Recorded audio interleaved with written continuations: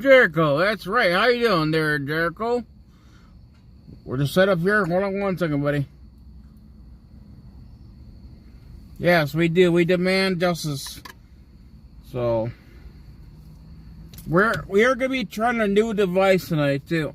So please let me know, everybody, how the sound's going to be, because I don't know if this is going to be good or bad. I have no clue.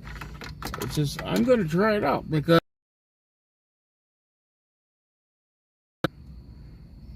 there's a many gas, like anybody coming in here to pay for gas, anything.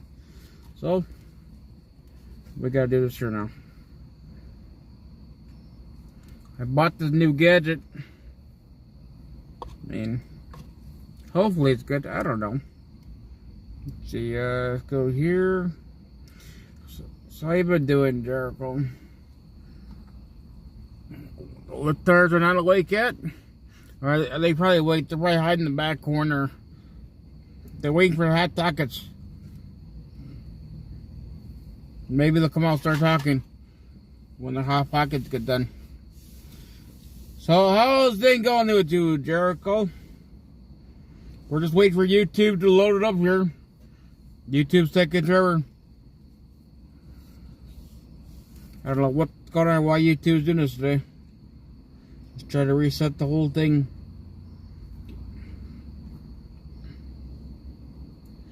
Because,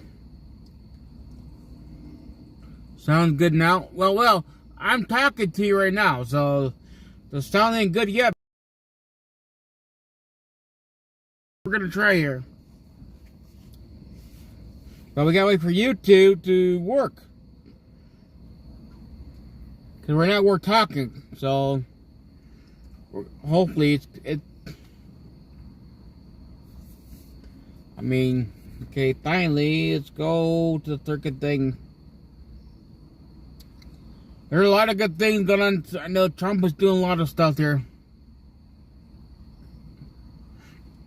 Yeah, the controller too. Alright, let's see here. Play this one here. It should work here. I mean, I bought this gadget, hopefully it'll be louder, but I mean, it's loud locally wise, but not as loud the one that Dave Valentine had. To my experience, no.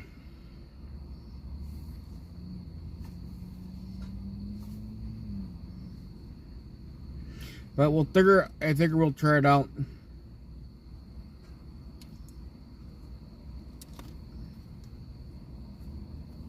Come on.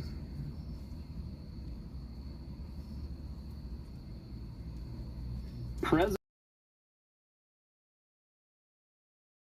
to about vaccines, vaccine safety, and Operation Warp Speed.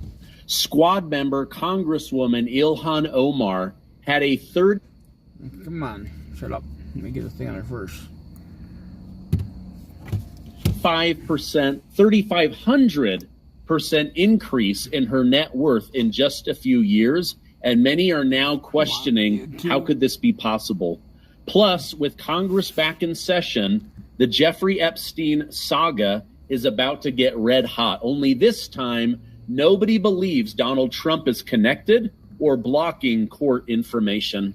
Thank you guys so much for liking and sharing these videos. Today is red hot. Let's jump right in. President Trump is just now learning that Operation Warp Speed, which he approved to get a COVID vaccine to market faster, was full of lies and deceit in the name of making money and protecting Big Pharma. According to sources, he is super pissed. Now, President Trump is demanding the pharmaceutical companies. How's the sound? Did I just say pharmaceutical? Oh my gosh. Okay, keep going. Pharmaceutical companies just released data that he believes is erroneous. Listen to what he had to say over on Truth Social. It is very important that the drug companies justify the success of their various COVID drugs. Many people think they are a miracle that saved millions of lives. Others disagree. With CDC being ripped apart over this question, I want the answer and I want it now. I have been shown information from Pfizer and others that is extraordinary, but they never seem to show those results to the public. Why not?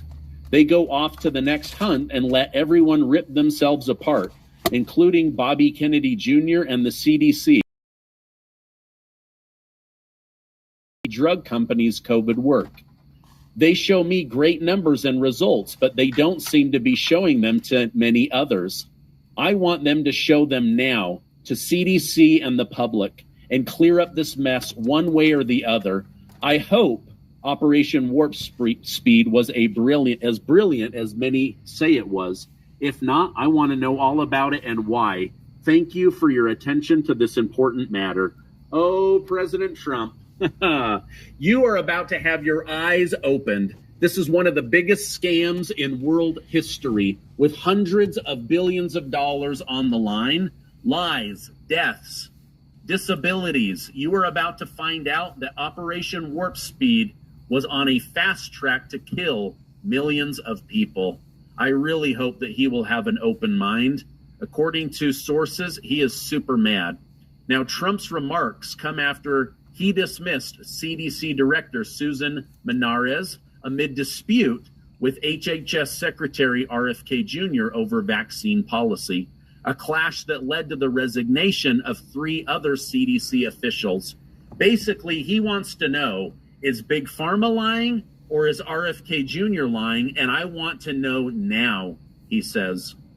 At the same time, the FDA scientists are now issuing stricter guidelines, limiting vaccination recommendation for underlying health conditions. Isn't that interesting? Senator Bill Cassidy echoed President Trump's demand for radical transparency and called on the CDC to postpone a vaccine meeting until the agency has regained stability. You guys, I think we are about to see the truth come out about how Big Pharma has been lying and poisoning people with horrible side effects. Oh, yeah. And it's all been covered up because of liability protection given to the Big Pharma vaccine makers under Ronald Reagan. All right, switching gears. In a new push surrounding the Epstein files, Democrat Representative Ro Khanna and Republican Representative Thomas Massie will be holding a press conference alongside 10 victims of Jeffrey Epstein, pushing for the full release of the Justice Department's files about the perverts' cases. Now, the bipartisan initiative seeks to pass a transparency bill amid ongoing speculation about Epstein's alleged trafficking network and his connection to influential figures. Khan stressed that victims, many of whom stayed silent for decades after Epstein's lenient plea deal, are demanding closure and accountability. He warned that once the stories are heard, people are going to be outraged and heartbroken. Right now, they have 212 Democrats, Marjorie Taylor Greene and Lauren Boebert, ready to go. Khan believes that they will get to enough votes and will be able to get to the truth about what is going on here. This is a big deal. Congress has only been back. Oh, come on. 80% of what you pay goes to agent commissions. Only 20% goes towards your policy. If you pay $200 one day, and they're already jumping in on this story. So this is huge. This is... Come on. Ladies and gentlemen, this is why did do that? for Explain America and Vice President J.D. Vance. I wasn't done watching it in there. Why did it do that? President Trump is pissed after learning he was lied to about vaccines, vaccine safety, and Operation Warp Speed. Squad member Congresswoman Ilhan Omar had a 3,500% increase in her net worth in just a few years, and many are now questioning how could this be possible. Plus, with Congress back in session, the Jeffrey Epstein saga is about to get red hot. Only this time, nobody court information. I see Thank you guys so much for liking and sharing these videos. Today is red hot. Today. Let's jump right in. President Trump is just now learning that Operation Warp Speed, which he approved to get a COVID vaccine to market faster, was full of lies and deceit in the name of making money and protecting Big Pharma. According to sources, he is super pissed. Now, President Trump is demanding the pharmaceutical companies. Did I just say pharmaceutical? Oh my gosh. Okay, keep going. Pharmaceutical companies just released data that he believes is erroneous. Listen to what he had to say over on Truth Social. It is very important that the drug companies justify the success of their various COVID drugs. We'll see. Kana and Republican Representative Thomas Massie will be holding a press conference alongside 10 victims of Jeffrey Epstein, pushing for the full release of the Justice Department's files about the perverts' cases. Now, the bipartisan initiative seeks to pass a transparency bill amid ongoing speculation about Epstein's alleged trafficking network and his connection to influential figures. Khan stressed that victims, many of whom stayed plea deal, are demanding closure and accountability. He warned that once the stories are heard, people are going to be 212 Democrats and 12 Republicans on board, with Marjorie Taylor Greene and Lauren Boebert ready to go. Khan believes that they will get to enough votes and will be able to get to the truth about what is going on here. This is a big deal. Congress has only been back for one day, and they're already jumping in on this story. So this is huge. This is absolutely massive.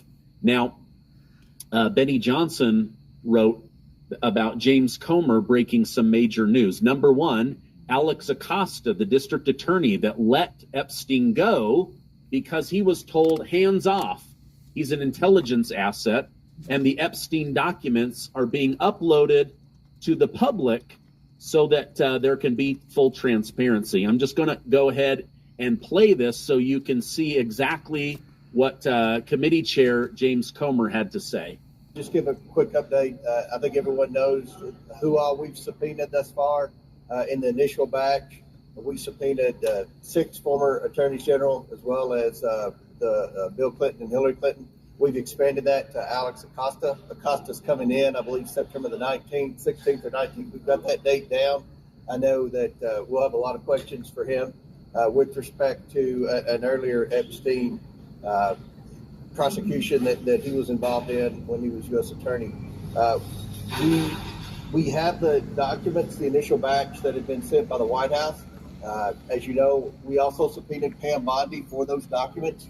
The White House is working with us. I want to publicly thank the White House for turning over so many documents thus far. We're in the process of uploading those documents for full transparency so everyone in America can see those documents. It's going to as quick as we can get them uploaded, and as the speaker said, there are 34,000 pages.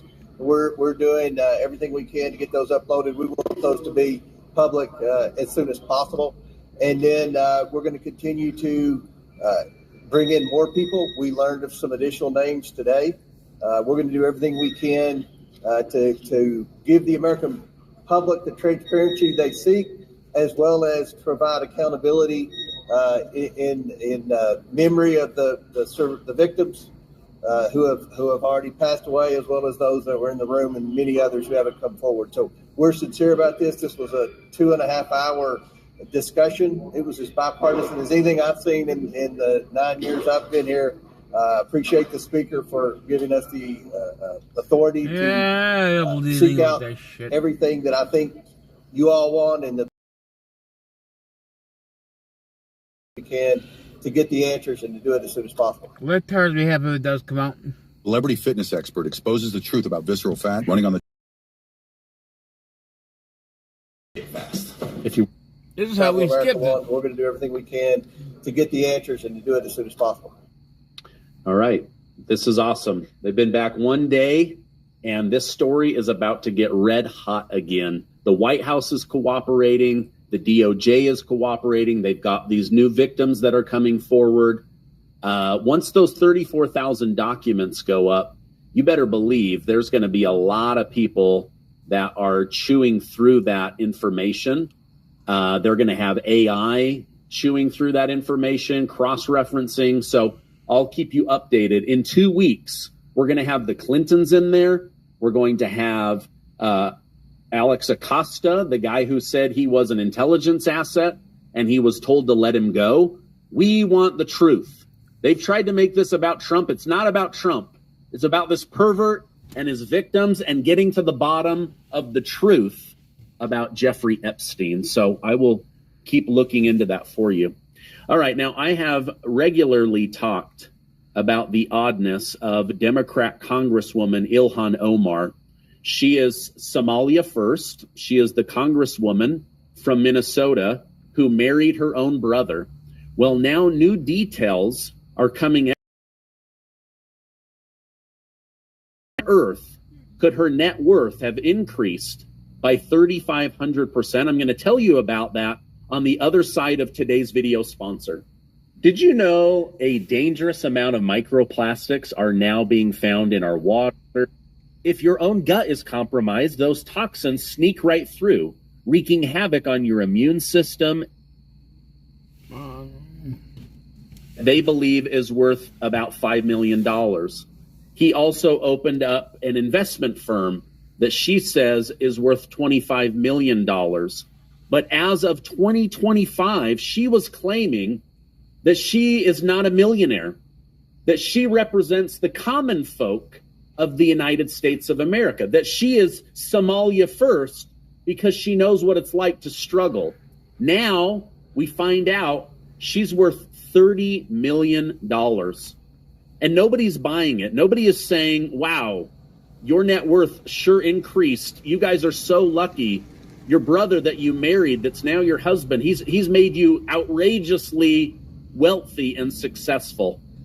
Some are saying, how could this be done? It's not possible, especially according to the Washington Free Beacon, she's $100,000 in credit card debt and student loan debt. Why on earth, if you're worth $30 million and you're such a financial guru, a literal money wizard genius, why would you be carrying $100,000 of high interest rate credit cards? It doesn't make any sense. Let me know in the comments what you think, because nothing about this is adding up. I, for one, would like to know, what did you do? How did you become so rich? Well, just up until months ago, you lied, saying that you were not a millionaire and that you were for the common folk of America and the people of Somalia. She's literally declared herself a Somalia First American. That doesn't make any sense. All right, now, President Trump made a huge announcement today about his baby, Space Force. Breaking news, President Trump will be announcing that he is reversing a Joe Biden-era decision to put U.S. Space Command in the state of Colorado. He says, no way, we're not doing that. Colorado is behaving badly.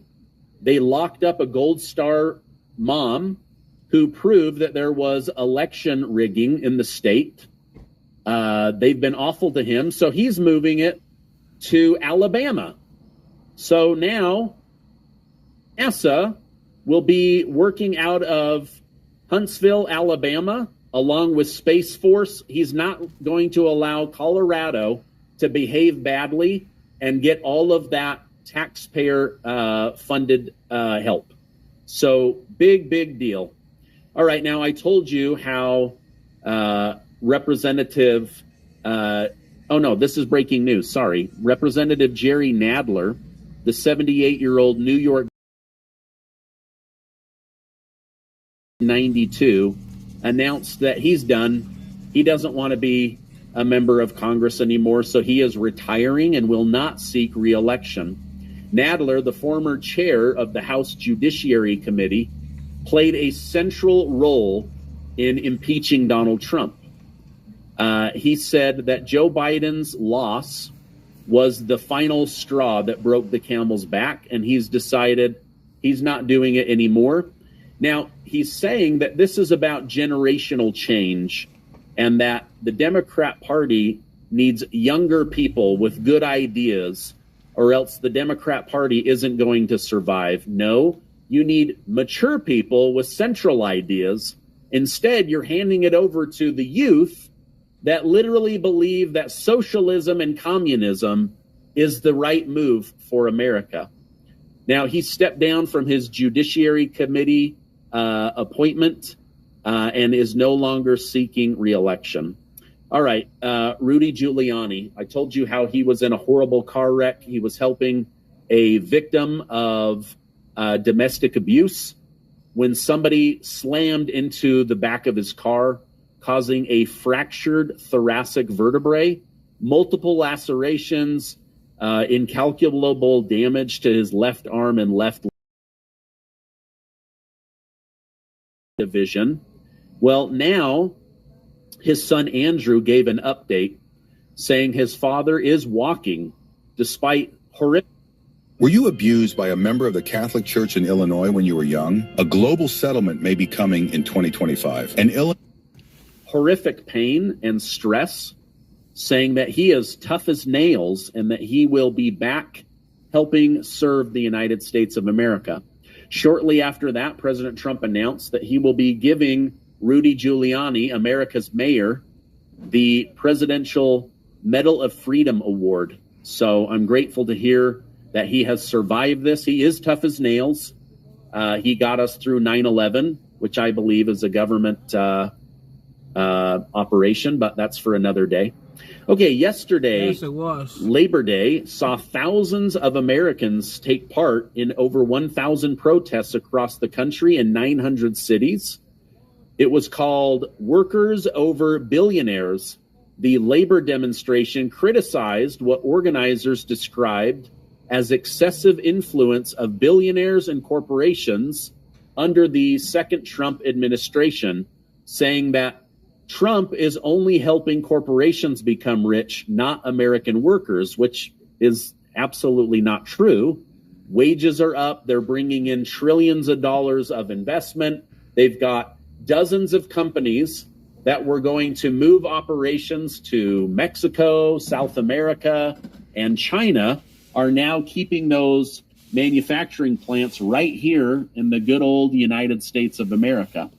However, many of these events took place in Democrat cities: New York, Chicago, Los Angeles, Philadelphia, Washington, D.C., and San Diego, a couple parts of Idaho and Florida. In Chicago, protesters were also opposing President Trump's threat to deploy the National Guard. However, the National Guard is going in. There were 54 murders over the weekend. One of them was a teenager. Many other gunshot victims. Very, very sad. So much is going on. A lot of good, a lot of bad. Hey, let me know in the comments, what do you think is going to come out of President Trump demanding to know the success or failure of Operation Warp Speed? Now, I didn't realize that he had been getting private debriefings from Big Pharma and Pfizer directly. Of course, they've told him, Mr. President, you are so good. You should pat yourself on the back. You literally saved millions of lives. However, you go to the people, and over 50% of Americans swear on their mother's grave that they know somebody that died of the vaccine or was seriously injured from the vaccine. One of my childhood friends, no health issues, gets vaccinated, suddenly starts having heart attacks and strokes. They tell him, it must be in your family, you must have caught something. He goes home, has more heart attacks, more vaccines, and ends up dying. You cannot tell me that a healthy, young, 40-year-old male gets vaccinated and suddenly has heart attacks and vaccines out of nowhere. You can't tell me all of these pro athletes that start having cardiovascular issues. There's doctors that have literally testified. Professional athletes had their cardiovascular system age 10 years in under 2 weeks. Are poison. This is why RFK Jr. is doing everything he can to block this technology, to block Big Pharma. But they have the largest lobbying groups in America. And now we find out the President of the United States was privately being briefed by Pfizer that this was award-winning medicine, that this was a miracle, and that Trump's approval of Operation Warp Speed is the reason that millions are alive. Please let me know in the comments. Is Trump being lied to? Are these poison? You already know my opinion. COVID messed me up big time. And I want Dr. Fauci to pay the price. But if nothing else, Big Pharma should be exposed. And I'm glad that President Trump is mad. And I hope that the truth will come out. All right, I love you guys. If you could, give this video a like. Hit that subscribe button. Stay amazing. And I will see you on the next video.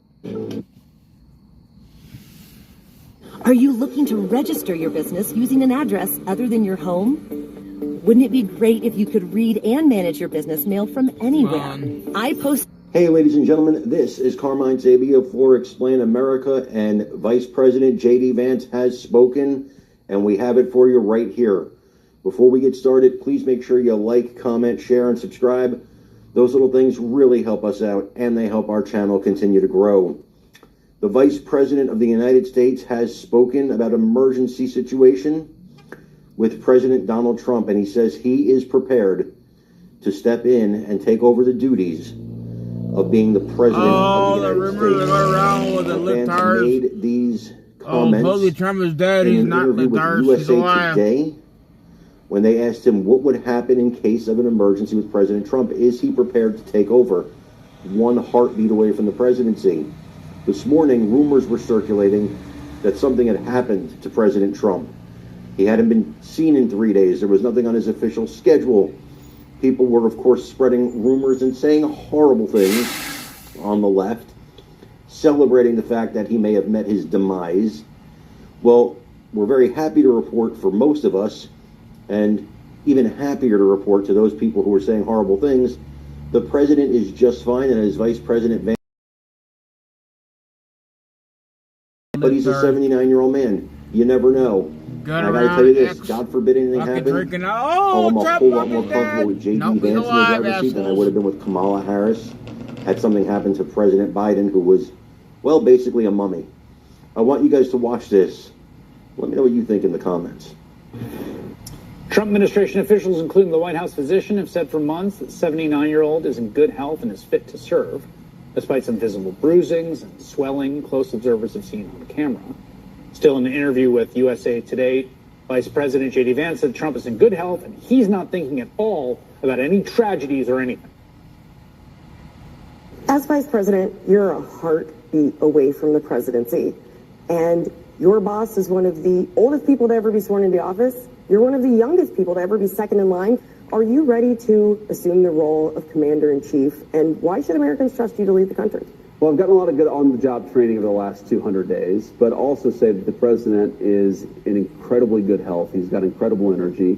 Yes, things can always happen. Yes, terrible tragedies happen, but I feel very confident the president of the United States is in good shape, is going to serve out the remainder of his term and do great things for the American people. And if, God forbid, there's a terrible tragedy, I can't think of better on-the-job training than what I've gotten over the last 200 days.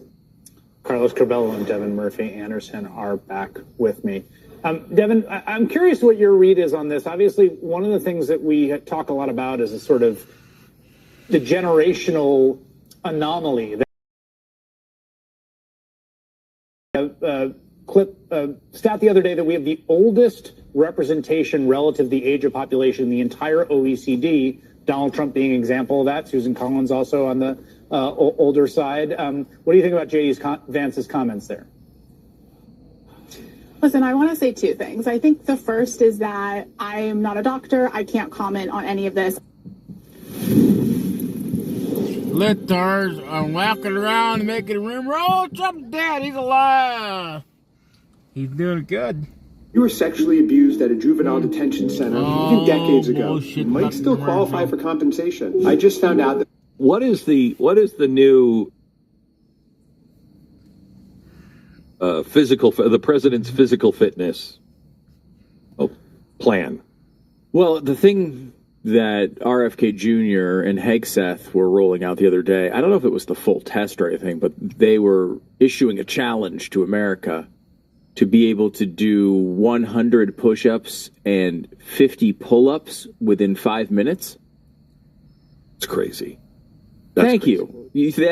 That struck you also as crazy? I don't think there's ever been a time in my life I could have done that, let alone now with shoulder problems and much too much weight. No, I was a young person. I don't think there was a time in my 20s or my teens that I could do that. That in 5 minutes? 5 minutes. 50 pull-ups? Both of them in 5 minutes. Yes, both of them. So it's not like 100 push-ups in 5 minutes. It's both tasks within 5 minutes. No, that's not true. That's not what they RFK Jr. is doing it in jeans. Well, RFK Jr., he's a weirdo. I mean, he is. Come on. When it comes to fitness, he's a weirdo. Yes.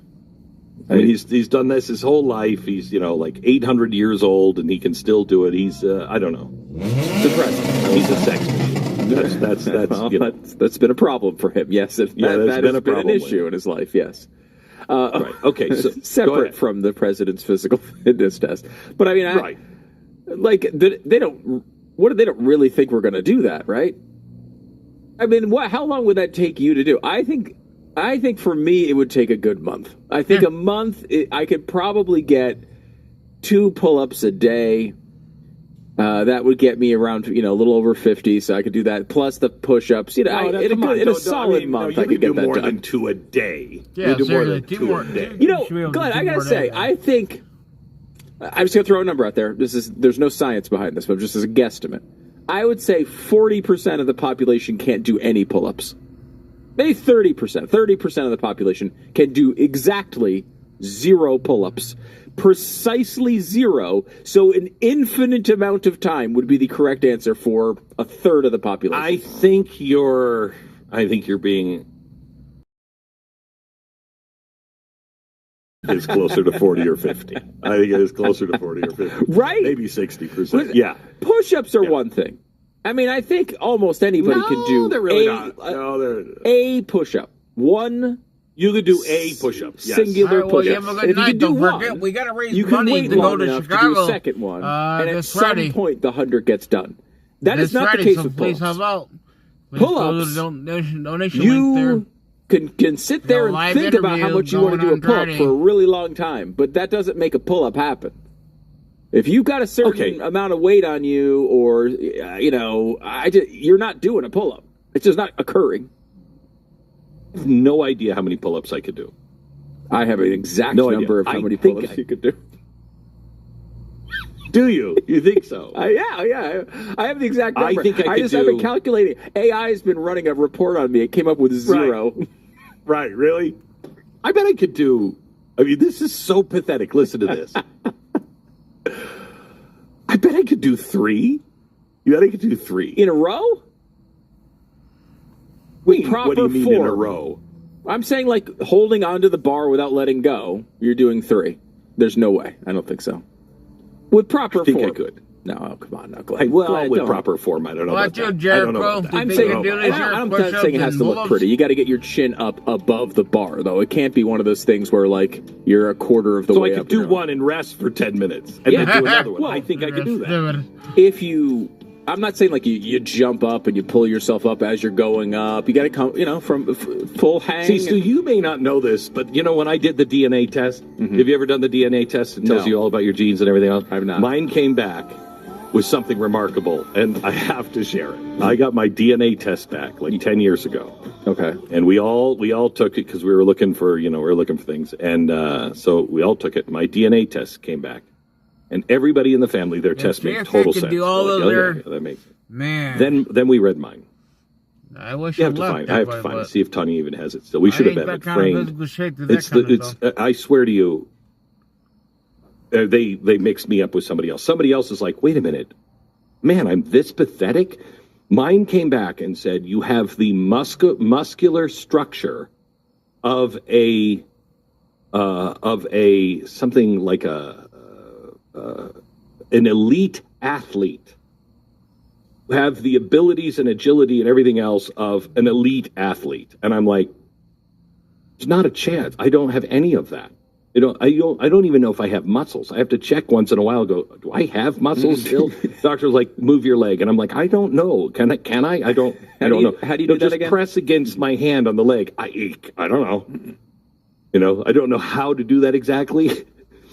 So, you sure it said? I just want you to know, elite athlete and not elephant. Eye problems at the time. No.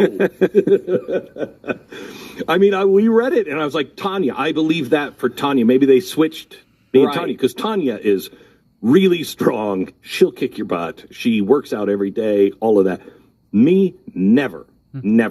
And it kind of makes me wonder when I get to the other side, and the Lord went, okay, so what'd you do with your life again? Because I gave you this incredible body, and you wasted it the whole time. And I'm like, you should have been more clear. Okay? You should have been more clear. Maybe I could have played basketball, but I tried once, and it was embarrassing.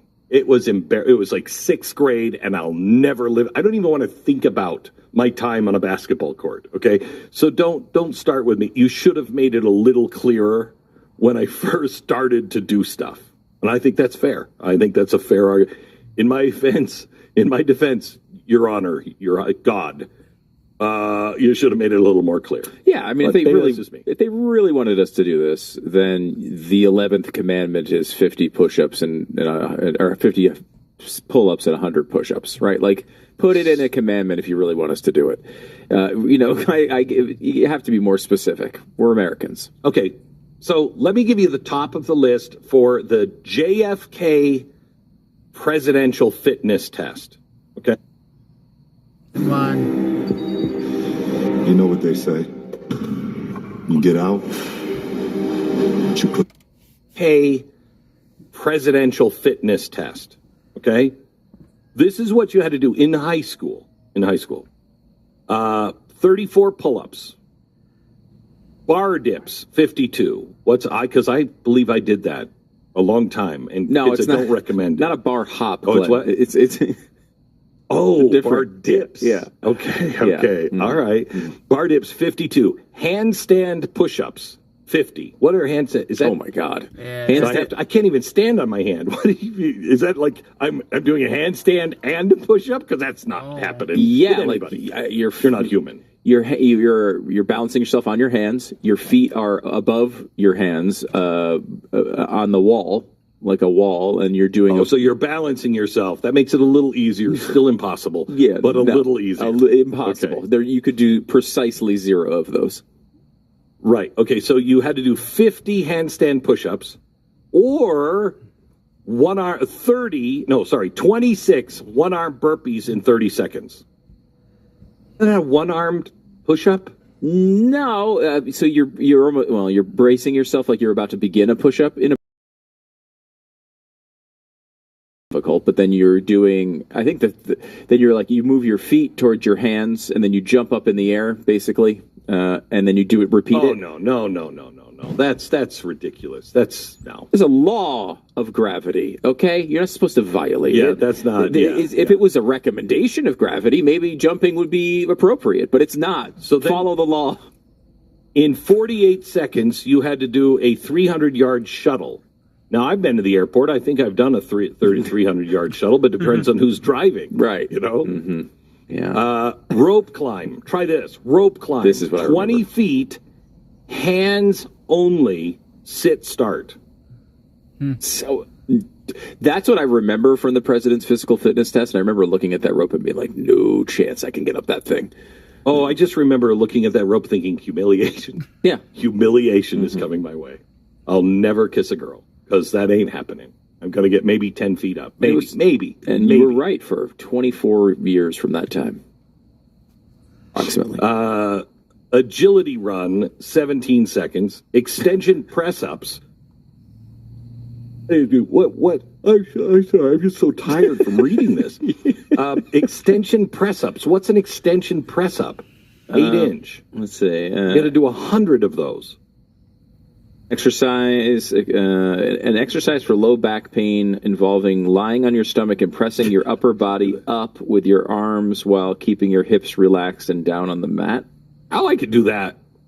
8 inches? I could do the last part of it, relaxed and down on the mat. That's what my doctor says I should be doing. What? I can do relaxed and down on the mat. That part of it, I can. Yeah, I can do that. Off. I am the only guy. I took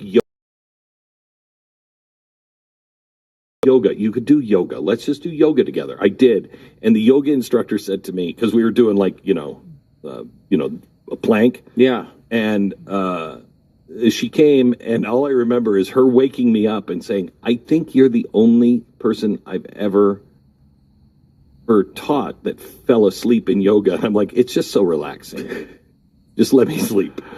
Just let me sleep. That's interesting. No, she wasn't. That you did yoga. Is there any footage of that? Is there any video that we could? No, post? there's not. I mean, that'd be good for. You had to do pegboard, 5 trips of pegboard, and I think that's when you have the two pegs. Yes. And then you have to take it out and put it up, right? Yeah. And climb. This is American Ninja Warrior. This is There's no way. There's no way. It's amazing. Try this one. You had to do a 45-second handstand. I've never been able to do a handstand. Never. I've been able to do and 0 I'm an elite seconds athlete. I am an elite athlete. Try this one. A man carry. 5 miles. What? What do you mean a man? 5-mile man carry. The man carry is obvious as it's. I think it is. You're carrying. I'm going to carry me that man. I'm not sure. I can't carry any man for any miles. I mean, if I am a firefighter, count on burning in the house. You're just going to burn. You're going to burn up in the house because I can't carry you out. I could get in there and go, yeah, I'm going to have to leave you. I'm going to have to leave you here. Can't help you. Sorry. It's also getting really hot in here. I got to go. You had to do a 5-mile jog, an obstacle course. You had to swim prone for a mile. You had to swim underwater for 50 yards. Any strokes, 2 minutes. Deep water front hang float with arms. What is a deep water front hang float with arms? Wait. It's a deep water front hang float with arms and ankles tied for 6 minutes. What kind of Al-Qaeda PE class was this? Who has access to? Like, you're in the middle of the country. You might not have a deep water body nearby. Are you sure this was the actual test? This is the actual test. What is a deep water front hang float with arms and ankles tied for 6 minutes? Can you look that up? A deep water hang float is an aquatic exercise done in a deep end of a pool with the aid of a flotation device, such as a noodle or belt. In this position, the flotation device supports your upper body while your legs and torso hang freely below you. The setup... What? That can't be what it is. I could do that. That's just... It's every weekend. What are you talking about? Can you bring a margarita? This test is no big deal. What? The last thing on the test. A vertical tread in an 8-foot circle for 2 hours. Away. Vertical tread in an 8-foot circle? So you're in the water and you're treading water in a circle. For how many hours? For 2 hours? 2. This is not that. What? This is not cannot be the test. Now, I told you this is the top of the test. So this was for the ones who could do all of the other tests. This was the top of the test. Bottom of the test is not that much better. Here's the entry, okay? Let's see. Pull-ups, 2 2/6/10. I don't know what that means. Push-ups 16, 24, 32. Bar dips 4, 8, and 12. Sit-ups 30, 45, and 60. Broad jump 6 foot, 6'6", and 6'9". To jump 6 feet? I don't even know if that's. I mean, that one is possible, Glenn. Yes, I know it sounds incredible, but yes, that sounds incredible. Is possible. You know, I think we should have the average person Olympics. I really do. I really do. I'd watch that. I would watch that every time because you see them coming, you know, and you're like, that one's not 3 feet. I give him 3 feet. 200-yard shuttle, agility run, rope climb 880 yards in 3 minutes, a mile in 7 minutes, pegboard 6 holes, a 50-yard swim, 50-yard swim in 36 seconds, man carry 880 yards. Oh, thank you. No, thank you. Look at what we've gone down. That's the bottom of it, and I don't think most Americans could do that. I couldn't. I could because I'm an elite. I have the body of an elite athlete. You could not. Now, of course, now in your, let's just say, and this is supposed to be for a high school kid, right? So this is the prime of your athletic life. Could you do some of these things? Probably. Go into high school. Go into any high school and ask them to do this. There's no way. And all of the kids would be, well, that's kind of what the reaction's been. I mean, don't get me wrong. I would have been. I would have been there too. And my parents would have said, "Suck it up, just do it." So nothing's really changed. But that's been the reaction to this proposal too of bringing this back, right? Like the media is covering it as like it's going to embarrass children. You know, I mean, I do remember being like, I can't do that. I'm not going to be able to get to the top of that rope. That's not happening. That's sort of life, right? You have to learn how to injure yourself. Right.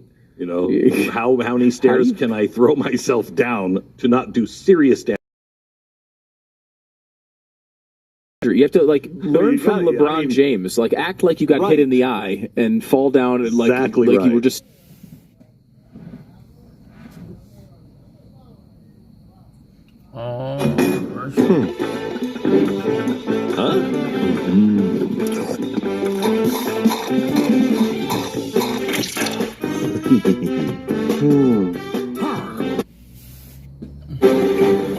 Can you open the door? Open the door when I tell you! Oh, yeah. Jericho, watch, are you there? Jericho.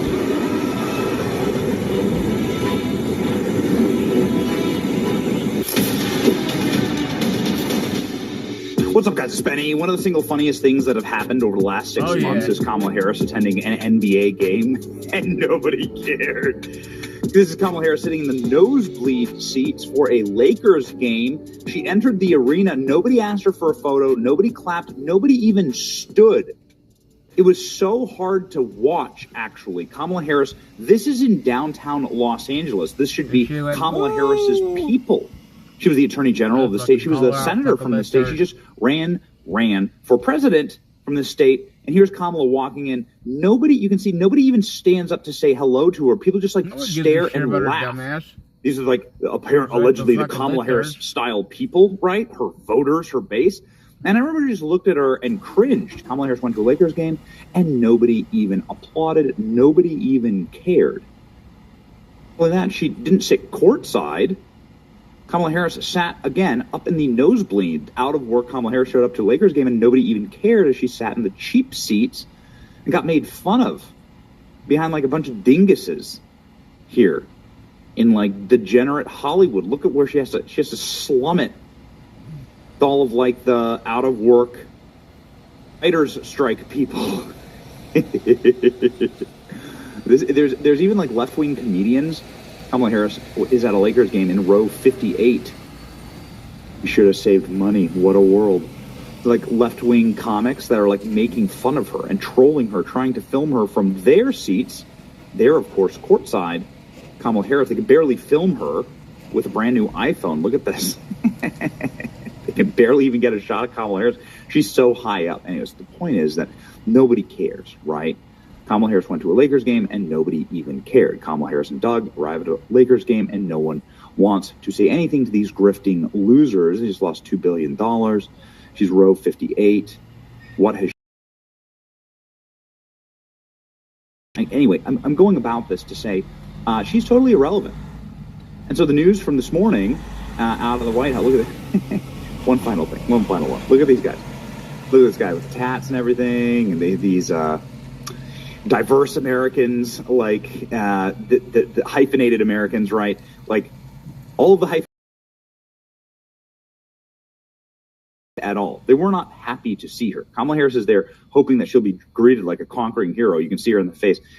No one cared. The exact same energy. Remember this famous photo that's like spawned a million memes of Joe Biden at the truck stop in Iowa trying to campaign?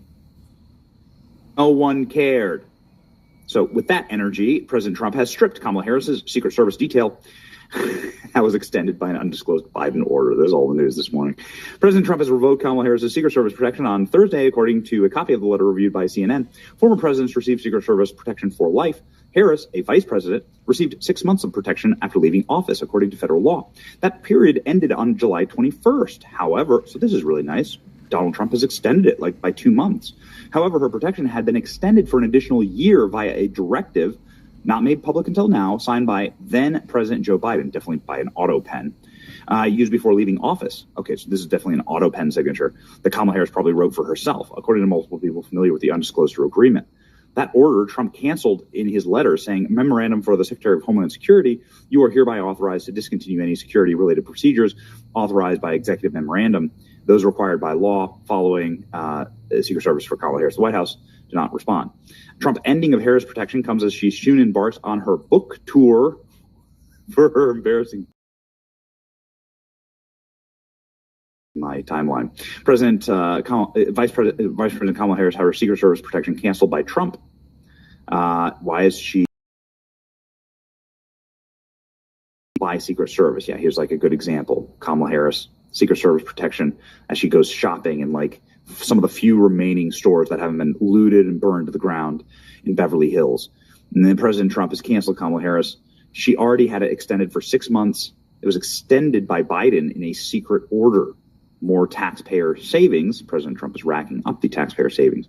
Canceled a lot of Secret Service protection. President Trump has revoked Kamala Harris' Secret Service protection. The decision comes after Harris prepares to settle on a major book tour across multiple cities. Her Los Angeles residents will also be left without federal agents or security for the first time in a very long time.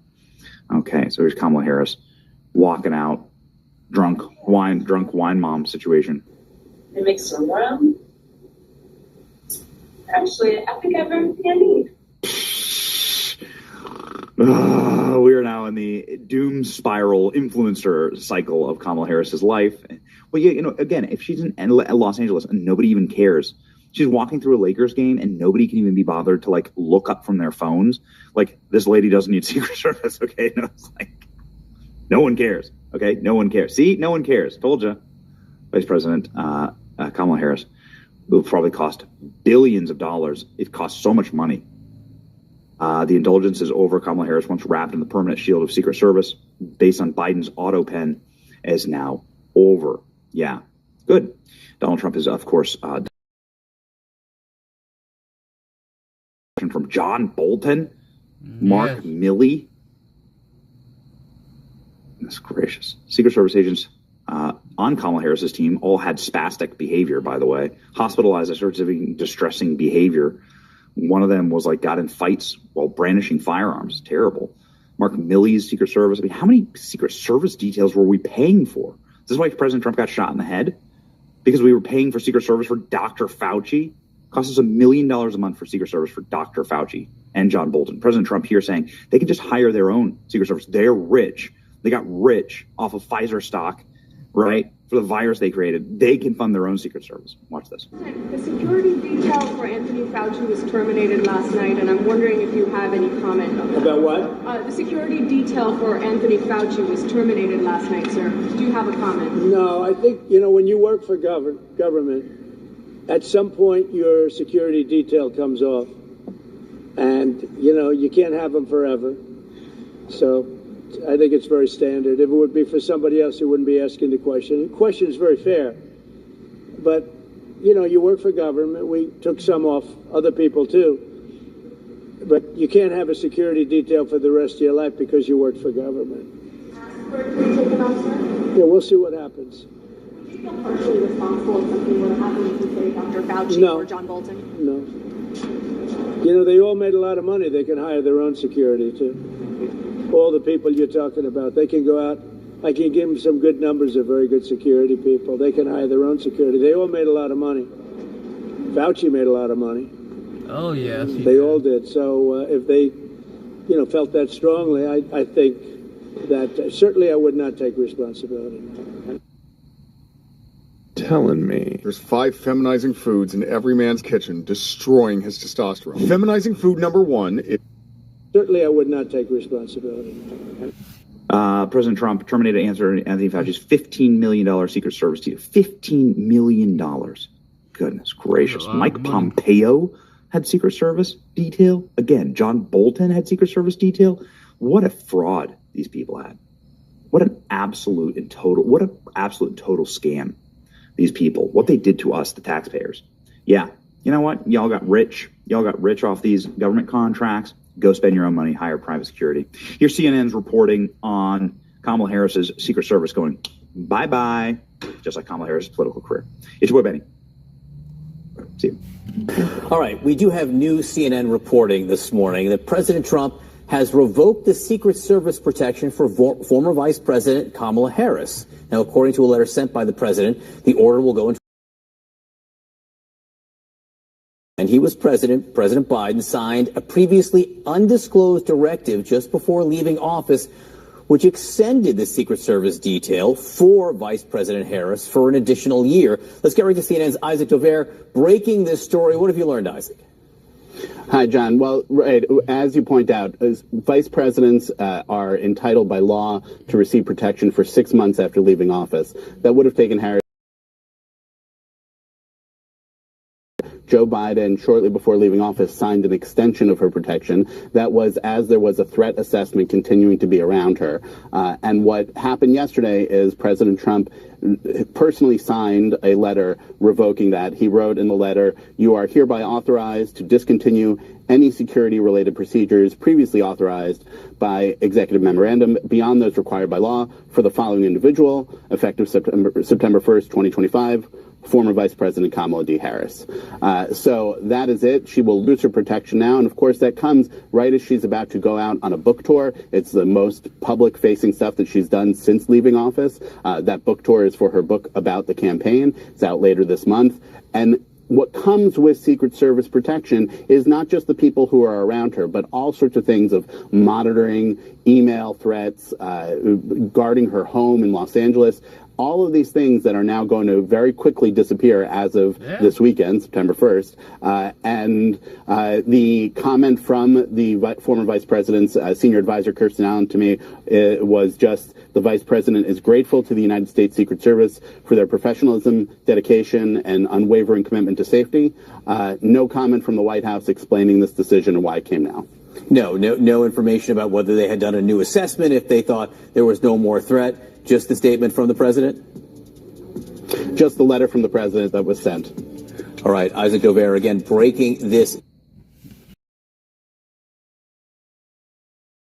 Personal business address and phone number instead of your home address and personal number? Are you looking to register your... President Obama will go down as perhaps the worst president in the history of the United States! Exclamation point at real Donald Trump. Well, at real Donald Trump, at least I will go down as a president.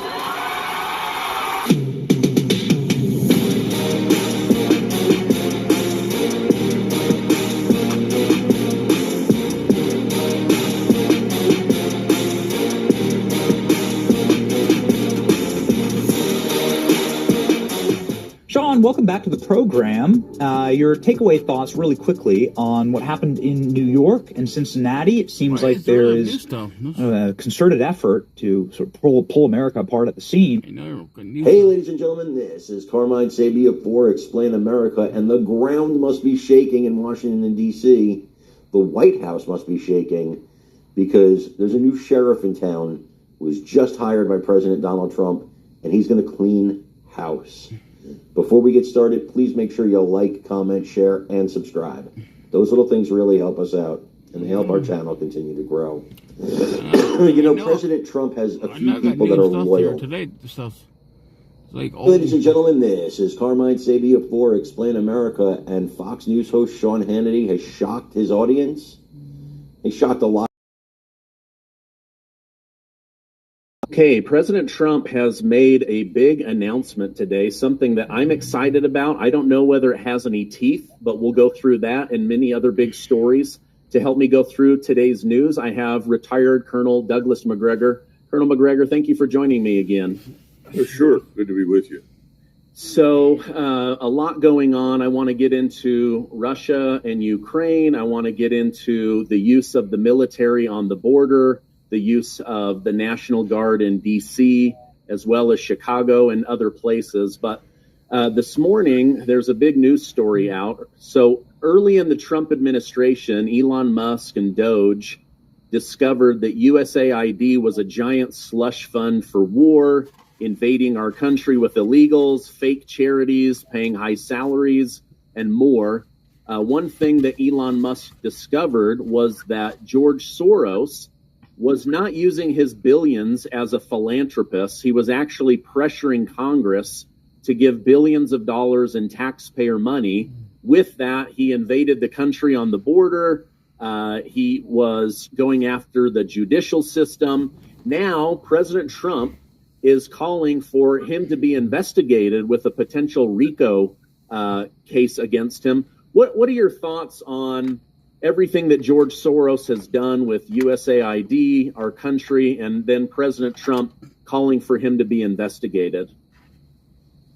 You know, Stephen, I find it entertaining that somebody like Musk says he discovered this, because most of us that have been watching this over the last 30 years know exactly what Soros has been about. Soros's Open Society program has invested $27-30 billion in doing everything that is possible to ultimately destroy Western civilization. Open borders, bring in tens of billions of people from Africa, the Middle East, Southwest Asia, who are absolutely not coming to Europe or, for that matter, to the United States to quote-unquote assimilate, unless we want to say they're coming to quote-unquote assimilate us, in which case that would be accurate. So this is not really news. Soros is an exceptionally brilliant man. The one person who springs to mind who is of equal intelligence and equally committed to the ruin of the West is Lenin. I think Soros is simply a Bolshevik in the sincerest sense of the word, someone with whom Trotsky, Zinoviev, Radek, a whole host of people that were at the genesis or the birth of the Bolshevik Revolution and Soviet communism would have been quite comfortable. Of course, the nice thing about George Soros is that he would have brought them, lots of money, which they received, obviously, from banks in New York City and the city of London. But this man is certainly better equipped to fund programs designed to undermine us than perhaps anybody else in human history. So I don't think there's any real news. The good news is that Trump is now discovering what Vladimir Putin, Viktor Orban, and a host of other people in Europe have long known. This man is the enemy. If you're going to pick somebody that you want to go to war with, I think Soros, his confederates, his organization are all richly deserving of it. Eliminating Soros and his malicious influence would do a lot more for our security than wasting time, money, and resources in Ukraine. In fact, Soros is somebody that loves the whole idea of the Ukrainian war, because you're killing off large numbers of Ukrainians for whom he has no use either. And at the same time, you're fighting against the evil Putin, who is the antithesis of the Bolshevik. You know, people don't seem to understand that. We confuse or we conflate Soviet Russia with modern Russia. They're not the same at all. In fact, Putin would be much more comfortable functioning as the prime minister to a czar in the mold of Nicholas II than perhaps anybody else I can think of. So Russia today is much more grounded. But people get confused on that. So I think what Trump is saying is wonderful. Now, I don't know how you go about this. Supporters inside the Beltway. You just look at the Democratic Party. They're all aligned with Soros. They're trying to do the things that he wants to do and essentially erase us as a Western English-speaking country that rests on what I would call Christian foundations, Western foundations. And I think it's important to understand nobody in China is trying to do that to us. You know, we got to wake up and smell the coffee. The Iranians aren't interested in doing that to us. The Russians certainly are. So who is the real enemy? And, you know, Soros certainly fits the bill. Best vitamin for sciatic nerve pain will absolutely shock you. If you have sciatic nerve pain, there's 3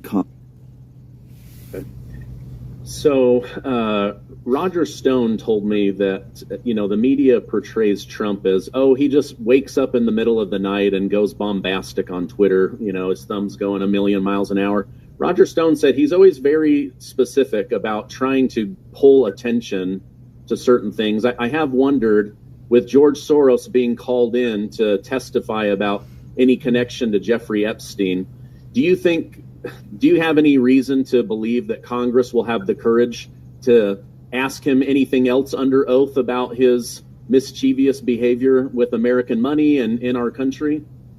Yeah, courage, what an interesting word. Yeah. It's certainly not a word that I would associate with anybody inside the Beltway, least of all Congress. I was trying to think, I think Disraeli, when he was prime minister, once made the observation that courage was the virtue least evident in politics.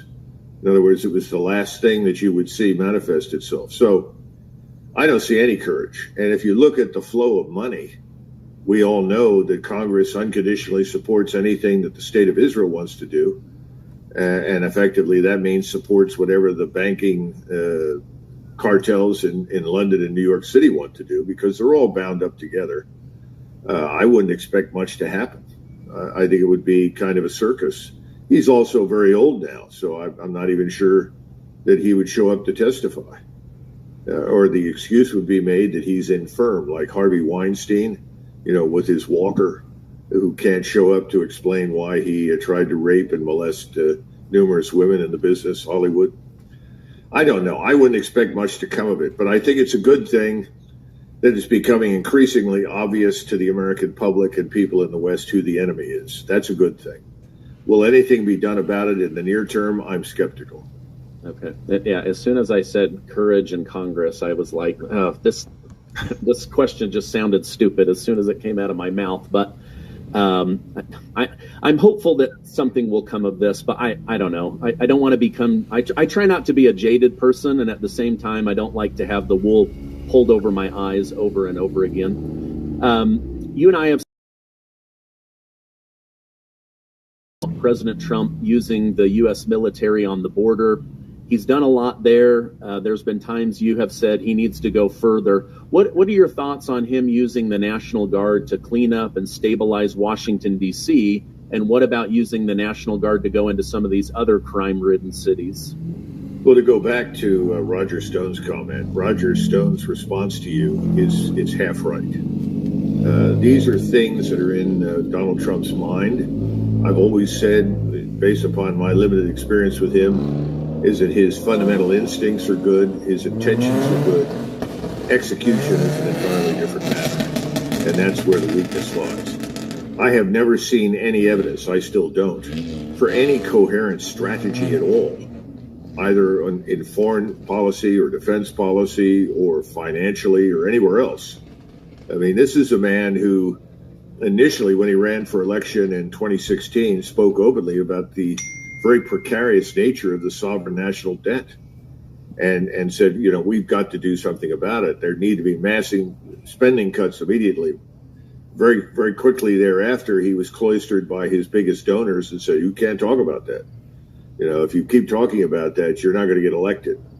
So what have we seen Trump do since he came in when it comes to the sovereign national debt? Well, he's doubled. You can argue it's even worse now. And we know that we've got over $1 trillion a year that we've got to pay to try and cope with this enormous budget. The largest theatrical production in the history of America, in my judgment, because behind it all, there isn't a lot of content. So let's get back now to your basic question. America's cities are in ruins. If you just look at the top 10 cities, all of which are over 1 million, there has been a dramatic change over the last 30 plus years. If you go back to 1990, go back further, go back to 1965. And what you find is that today, all of these cities are majority non-white. Very important. And that's why you're seeing so much resistance and pushback from the people that are mayors in these cities, people running these cities. They're not prepared to admit that they've taken over and they've grossly mismanaged everything, that they have failed to enforce the law, that the cities that they run are, in fact, in ruins. The public services are appalling. The quality of life there has dropped precipitously. Nobody wants to stand up and take, responsibility for that. So instead they say, well, this man Trump is a fascist. Jeez, what a remarkable statement. What he's done in Washington, D.C. is something that should have happened a long time ago. The problem is, will it make any difference in the long run? And that's the key question. Are you treating the symptoms or are you treating the core disease of incompetence, corruption, stupidity? And let's be frank, that's what we're dealing with in Washington, New York, Philadelphia. Where I live, the area that I grew up in Northeast Philadelphia, was actually a nice, pleasant, modest neighborhood of working class and middle class people who overwhelmingly obeyed the law. It was a place where everybody knew who the policemen were. It was a place where everybody knew everybody. It was one of these neighborhoods where if I went down the street at the age of 10 and threw a baseball and it broke a window, and then we all ran away, by the time I got home, everybody had called my mother. You know what I mean? This was the America before 1965. Between 65 and 70, everything changed demographically. And then suddenly with the demographic change came enormous criminality, drugs, prostitution, go on and on and on. Now, that doesn't suggest that there was always perfection. There was this thing called organized crime, but it was suppressed. It was modest compared with what happens after 1970 in most of the big cities, and mine in particular in Philadelphia.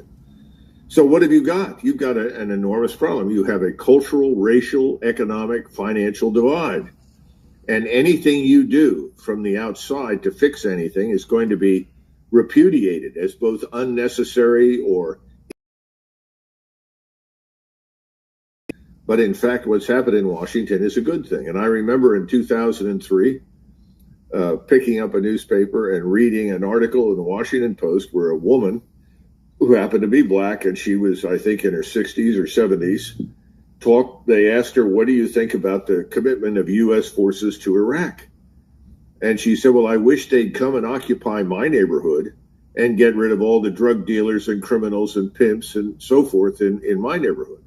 That was 2003. She was right. So I think what President Trump has tried to do is correct. The question is, what's the end goal? What's the strategy to get us to something better? And one of the things that has to be considered for Washington, D.C. as our nation's capital is to place it under federal control. We need to redraw some of the boundaries and make sure that what we call the capital of the United States is in fact a gleaming example of what the rest of the nation should look like. And that probably means removing everybody that currently governs Washington, D.C., because they're a catastrophe. Nobody wants to step out and say to them, well, you're a racist, you're a bigot. No, I'm pointing to fact. They could all be purple. They could be Martians or Venetians. I don't care. they're wrong, and they've done a terrible job. They're corrupt. They ought to be removed. That's the bottom line. Where are we headed with this? Just going in for the National Guard with a few months, you'll suppress it. You may drive some of it out, but you're not to fundamentally change it. That means I would place the District of Columbia entirely under federal law and federal authority.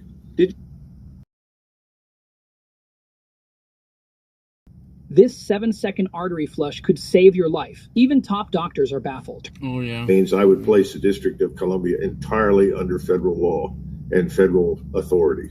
Did you know a dangerous amount of microplastics are now being found in our water, food, bloodstream, even our brains?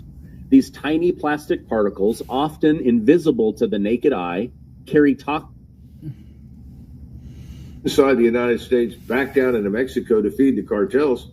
And I'm told they're just driving right through the legal ports of entry because these are the things that the customs officers are being paid to let pass. Well, move them out and then rotate military personnel through these points. You know, that's what we did in Germany during the Cold War. I served on the border with East Germany and the Czech Republic, or what was then called Czechoslovakia. We had German customs, German border police, and then we had the U.S. military. Yeah. We all cooperated seamlessly. We got along very, very well. We were kept informed of things in real time. We picked up some illegal border crossers. In most cases, those people were simply trying to escape communism, obviously. And we actually, well, when I say we captured them, we apprehended them and then protected them because people on the other side of the border were trying to kill them. Now, there were, however, especially on the Czech border, which was not heavily mined and heavily guarded the way the East German one was, there was a lot of smuggling, a lot of illegal crossing back and forth for illicit purposes. Sometimes we were warned off from being at a specific point because they had a trap set, they ambushed criminals and brought them to justice, and sometimes we were alerted to go to a particular area so that we could be seen as a deterrent. So we've done this before. We have much better surveillance equipment today, much better intelligence, and I point to something routinely. It's called JATF South, Joint Interagency South Task Force.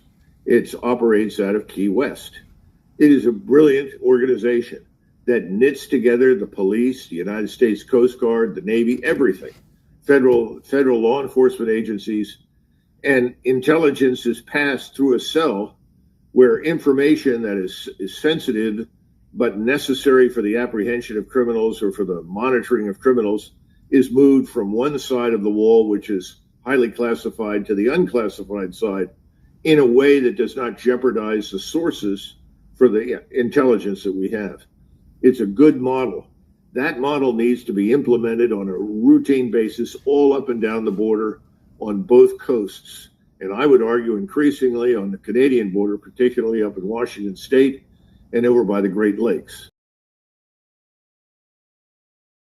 And the illegal border crossing. The point is, this hasn't happened. We need a larger national strategic matter. We need a national industrial policy. We need a national focus for energy, for precious metals. And when I say precious metals, I'm not just talking about gold and platinum. I'm also talking about your rare earths, all these things. There has to be a national framework for those kinds of things. I'm not talking about getting the government into the private sector. We don't want to do that. What I'm talking about is guiding investment, guiding support so that the right things emerge. Because energy, agriculture, and metals, those things are the foundation of national power. I still see no national strategy to deal with that. And that's what I keep looking for, and that's my great criticism. Without a national strategy, you know, any road will take you to where you want to go. Okay, interesting. Let me, I'm going to play a clip here. This is Congressman Jamie Raskin over on CNN. This guy's a total weasel. But let's listen to what he had to say, and then I'll ask a couple of questions of you. Let me pull this up. Here we go. It cuts against the deepest principles of the country. I mean, we were founded in opposition to a standing army. with a fear of a standing army. And the military is not supposed to be used for ordinary law enforcement purposes. In D.C., he was talking about cleaning up with the blight of homelessness, which are obviously local, not federal issues. He's trying to militarize our society, intimidate his political opponents. The whole idea of picking cities based on their partisan leadership is absurd.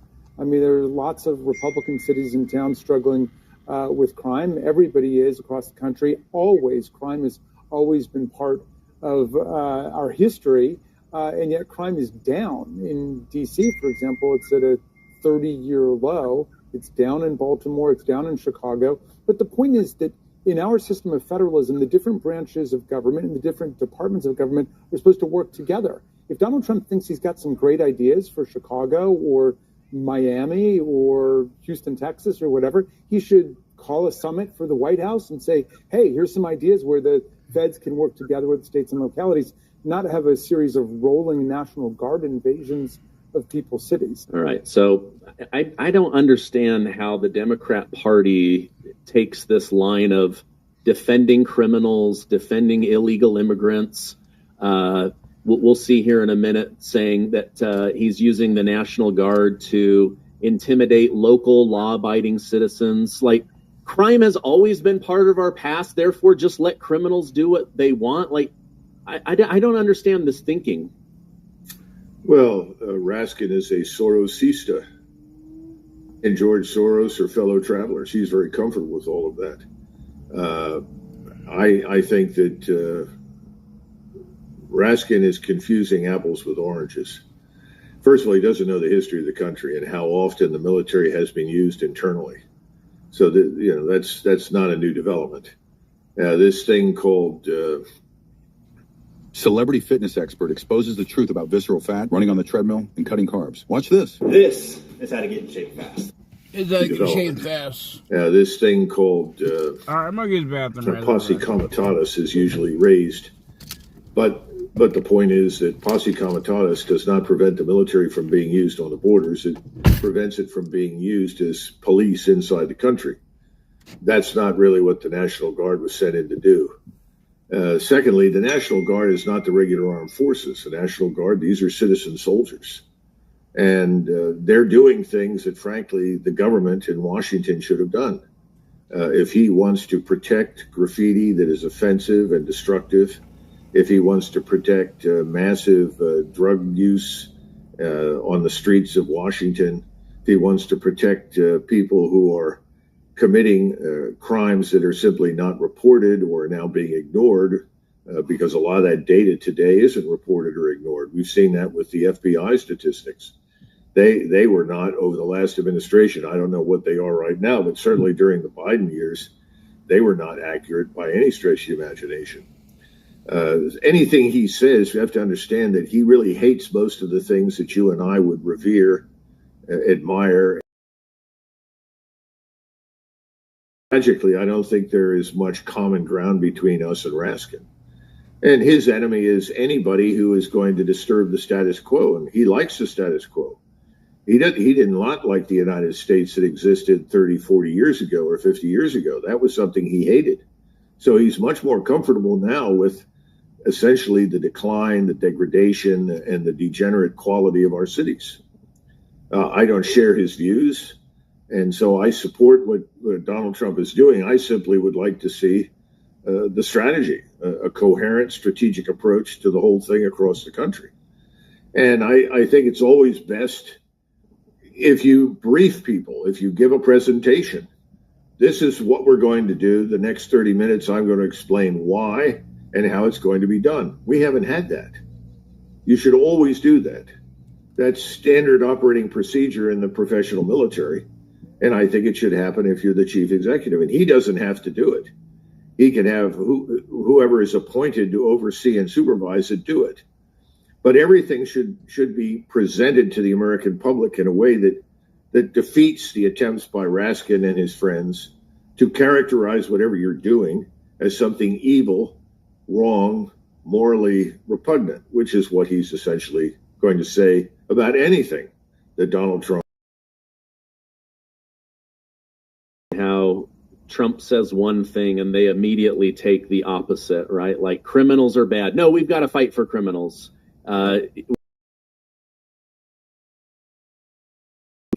The opposite position. CNN's host, what's her name? I just had a brain fart. CNN's host, Abby Phillips. She was on last night sparring with Scott Jennings, saying that the National Guard is being used to intimidate innocent people. Let me show you this, and then we'll react to it. Also because the military serves a role to protect Americans, not to be used against Americans. Exactly. You keep saying used against Americans. What kind of Americans do you mean? The ones that are murdering us, carjacking us, raping us, terrorizing our cities? I mean, you're saying like he's creating an actual war against American citizens when what he's actually creating is a war against criminals. And by the way, illegal aliens who they are rounding up by the bucket load. I want to let Ellie speak, but I mean, look, I'm not saying he's creating a war against American citizens, but I also think that, first of all, when you have, large amounts of armed military personnel on the streets, they're going to encounter a lot of Americans who've done nothing wrong. And those Americans have rights, as do the Americans who have done things wrong, just to be clear. But Americans who have done nothing wrong will get caught up and have gotten caught up in this. I don't know what this lady's talking about, like being used against the American people. I love who he's like what people? Criminals? Like, I don't come out of a Utah Jazz game or the symphony or the movies, and the police are just immediately there to get me for doing nothing, instigating nothing. Like, I'm watching all of these TikToks of people in Chicago, mostly black people, saying, please come. We need your help. Our city's overrun. In Washington, D.C., they were out shaking hands with the National Guard after this big event let out. They said, normally we have to run to our cars. We were actually hanging out, seeing the beauty of Washington, D.C. So I don't understand what this lady means when she says they're being used, they're being weaponized against innocent Americans. Is it just propaganda? Well, she's trying to yell fire in the theater. And she figures if I yell fire in the theater, people will believe there's a fire and everyone will rush for the exits. That's all. She's full of hatred for Donald Trump and everything that Donald Trump represents and stands for.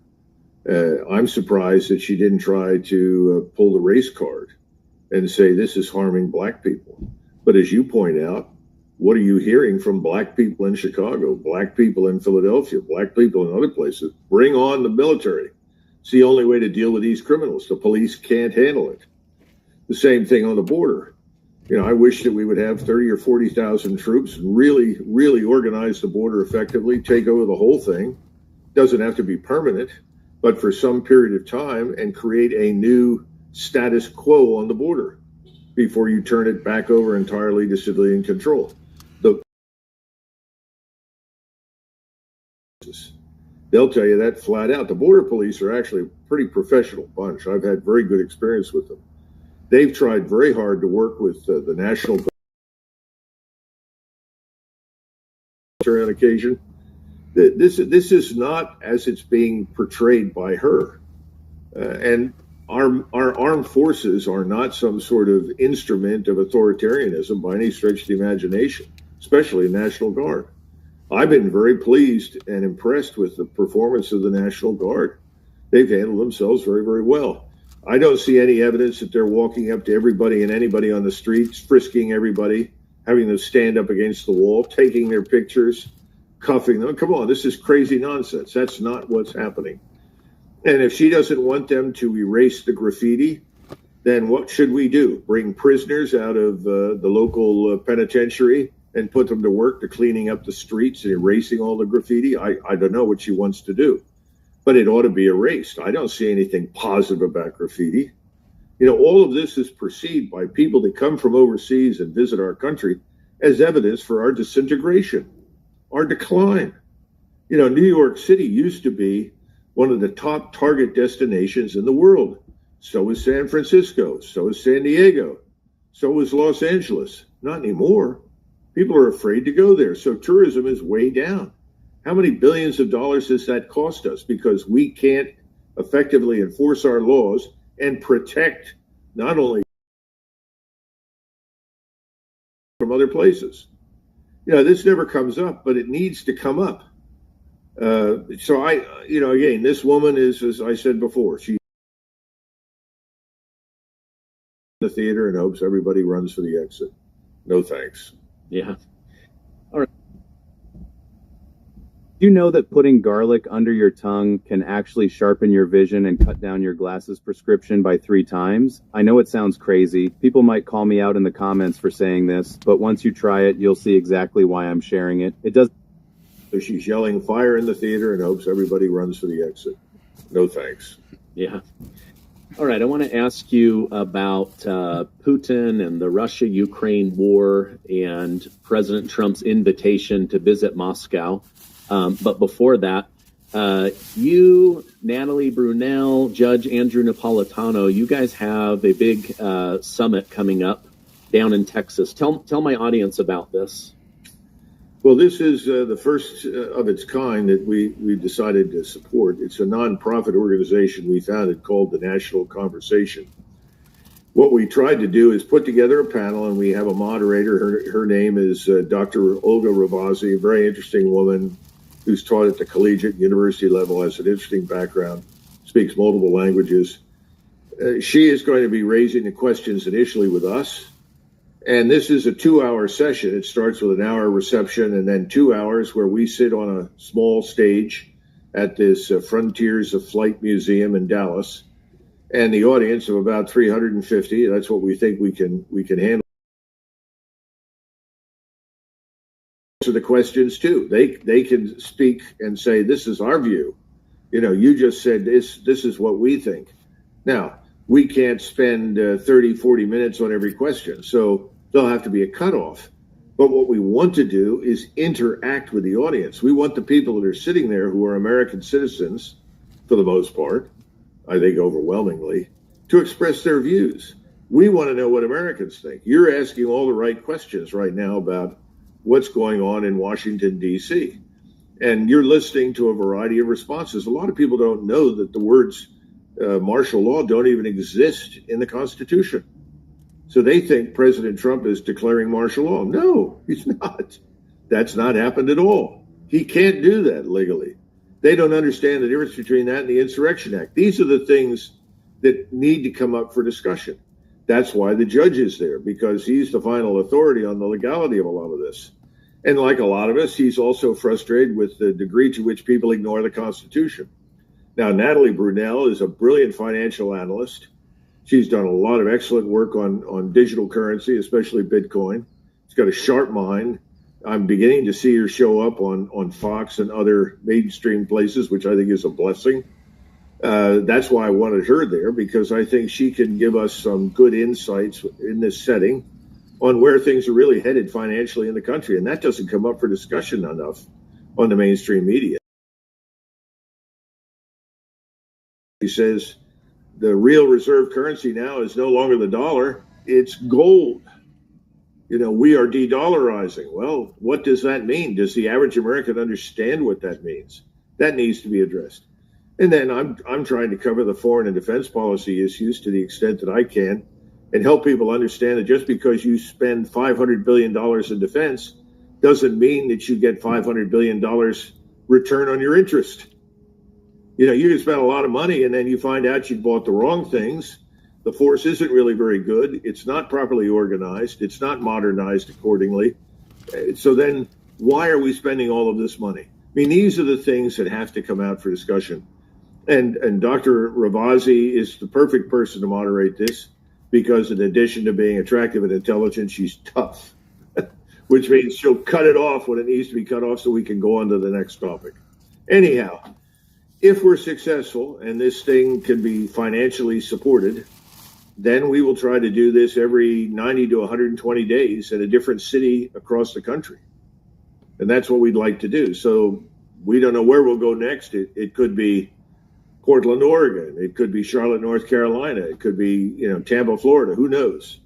But that's what we'd like to do and get a cross section and get a different set of views.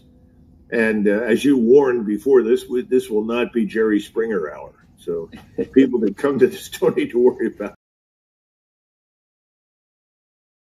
Want to learn more? You can check out the National Conversation. You can snap this QR code I appreciate you guys putting that on. In our final minutes together, you and I have privately talked about believing that Trump genuinely wants to end the Russia-Ukraine war. He's up against NATO, and there's a lot of things getting in the way of this. What were your thoughts on inviting Putin here, and would it be bad for President Trump to go to Moscow as they've invited him to come there? As a general observation, whenever you bring the leader of Russia and the president of the United States together, that's a potentially good thing.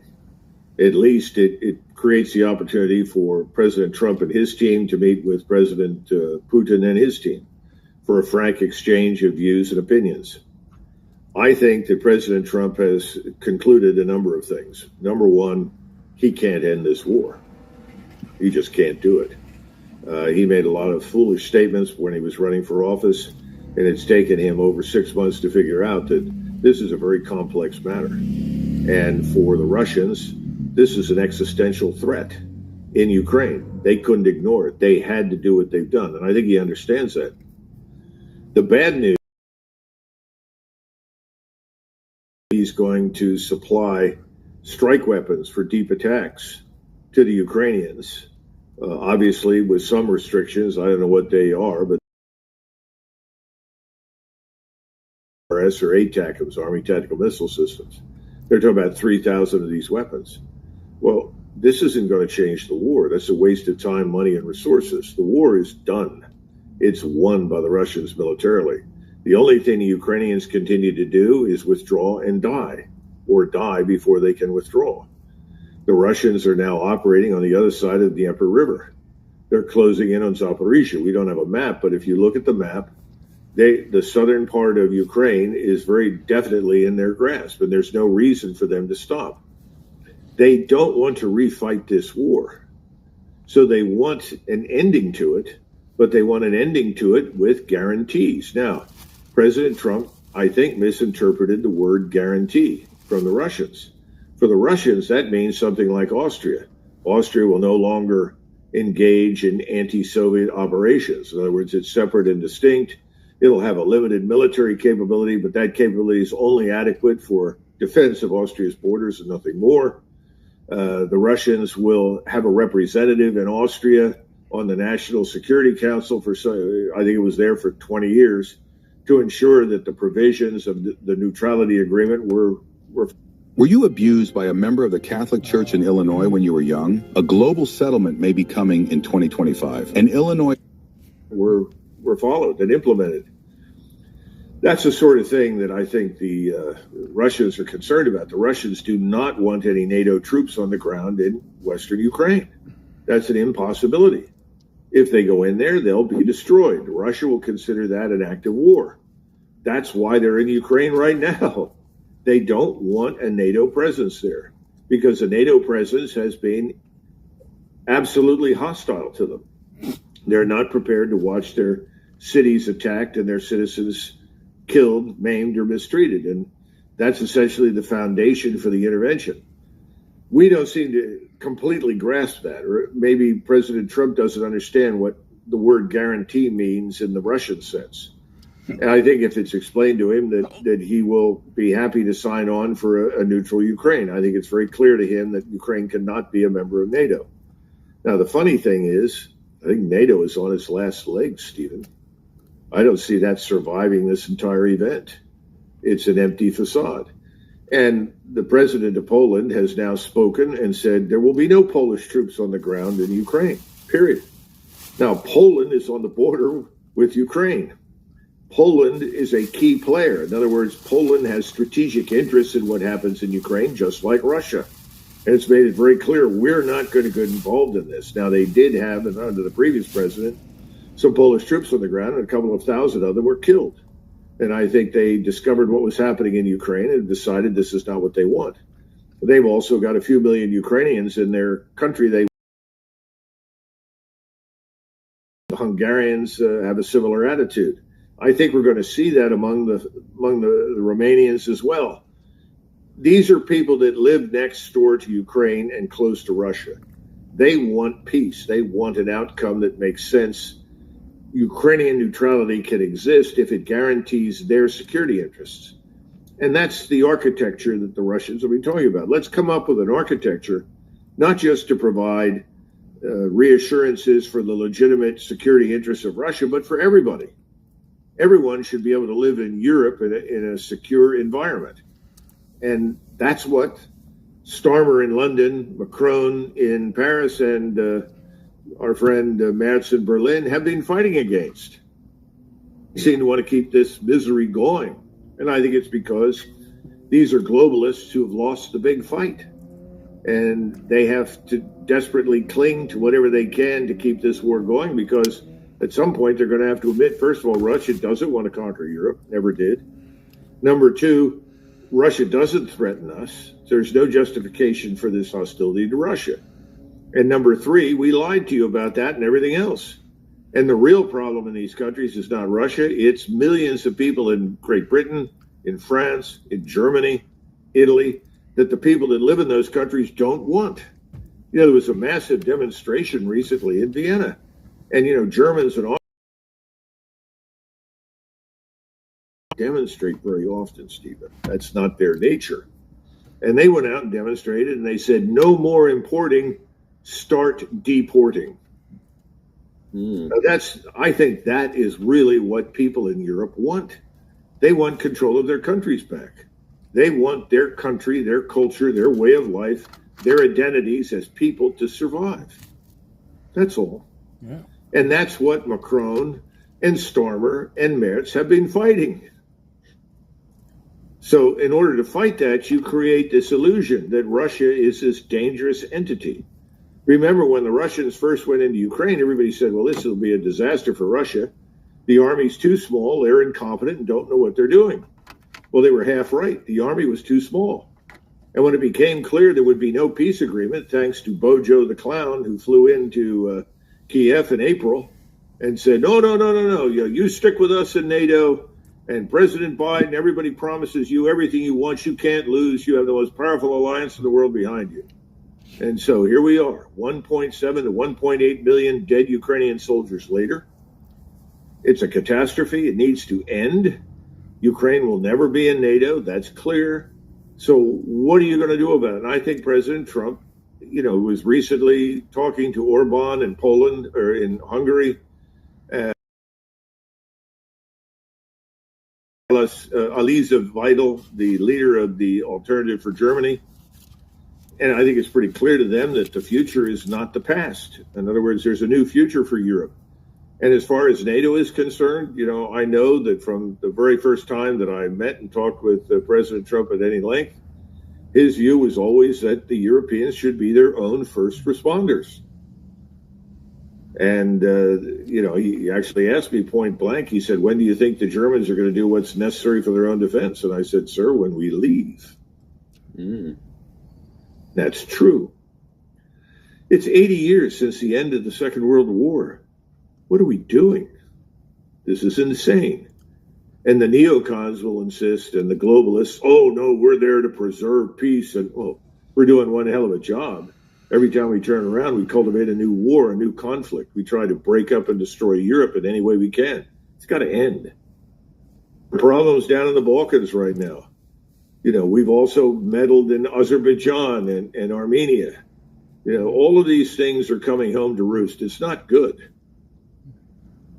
Well, I don't think Trump has done any of it. I think it's out of control. I think it's on autopilot. And that's the biggest problem he's got, because if you look at what was happening under Biden, you look at what's been going on under Trump, what's changed? Yeah. Well, you just provoked like 10 more questions in my mind, but I want to be respectful of your time. I'll try to write them down and ask them next time we have you on. Thank you so much for coming on. If anybody wants to go and be a part of this in-person event, check it out. You can check out the National Conversation. I'll put direct links to your X and the new group's X so that people can find that. Colonel McGregor, thank you for coming on. I hope you have a great rest of your day. Thanks, Steve. I appreciate it.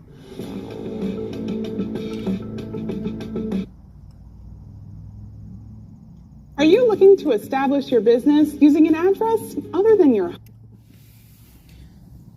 Is anybody here still? Is there anybody here?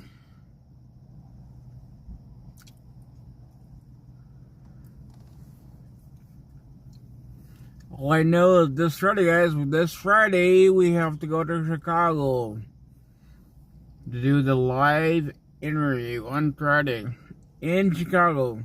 So we do need to raise the money to go. If we don't have the money, it's gonna be unfair for me to have to take it all on my own self to pay for everything. And go out there and live stream. Interview everything.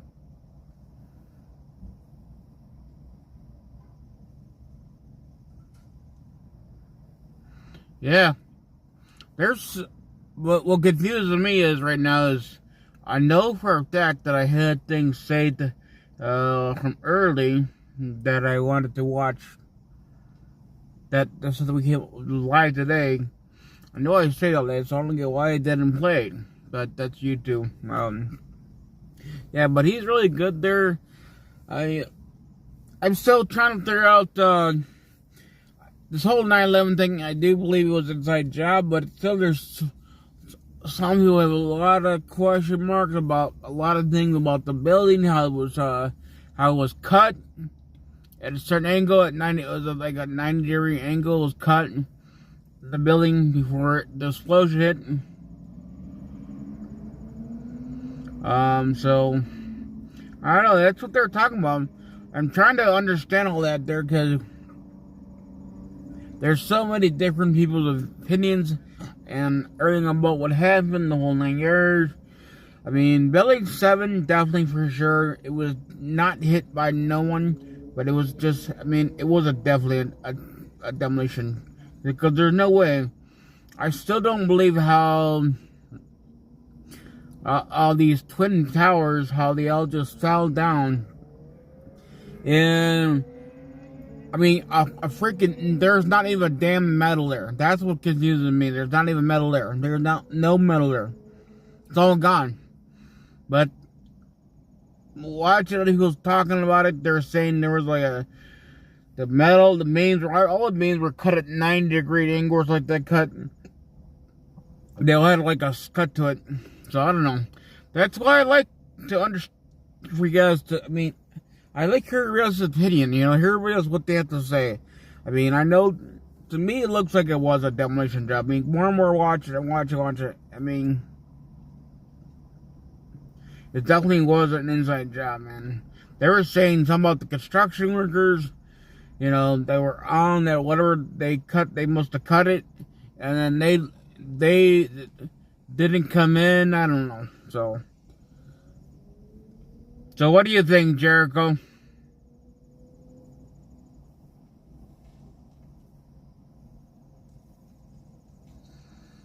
So what do you think, Jericho? What do you think of this here? I mean,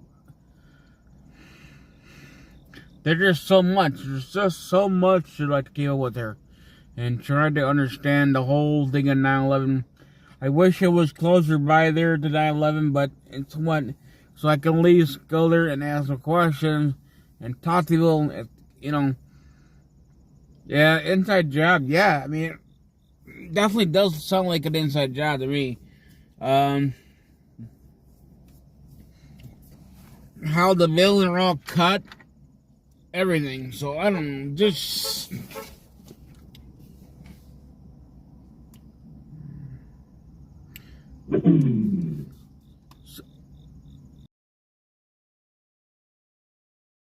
Same thing too with the Pentagon building, the whole 9 years. I mean, how they came in right away and put down dirt and gravel right away too.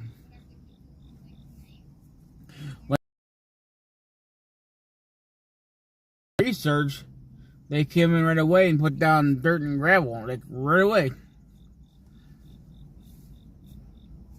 So I don't know. I'm trying to understand everything here. Well, yeah, that's one thing. I mean, I'm constantly, like, 9/11 is just around the corner, guys. Really around the corner.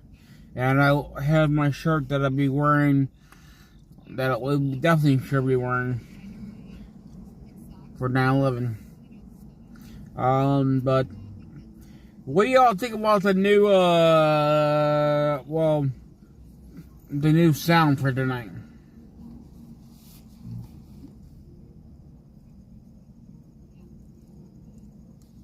No?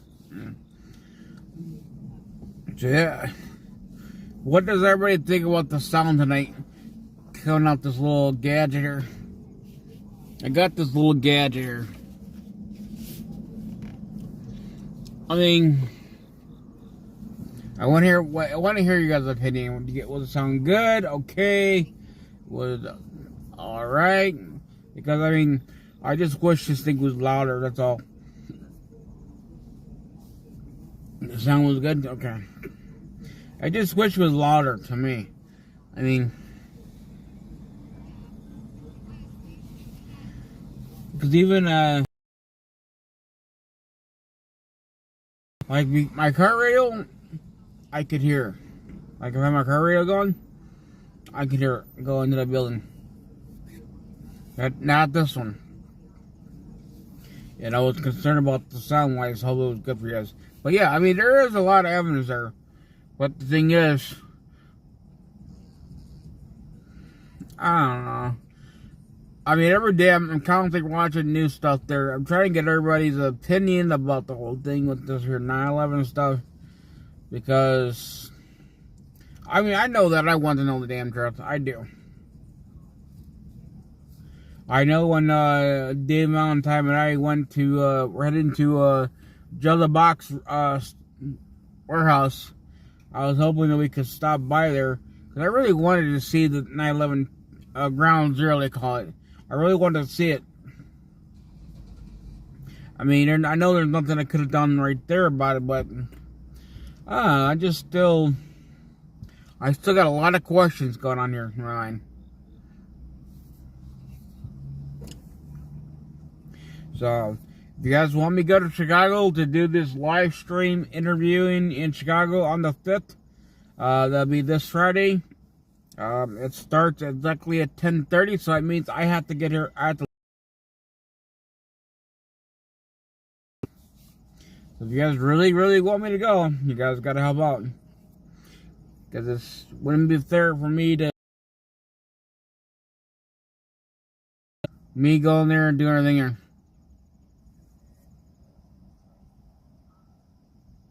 Great sound.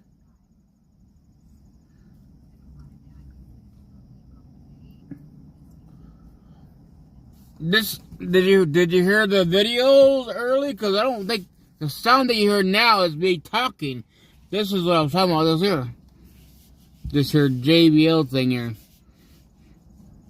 I bought this thing here. I mean, it was brand new, bought it, but I don't know. I just think I wish it was a little louder, but that's just me. I'm used to my car radio when I play the live stream, it's louder. So this whole thing was definitely a huge difference to me.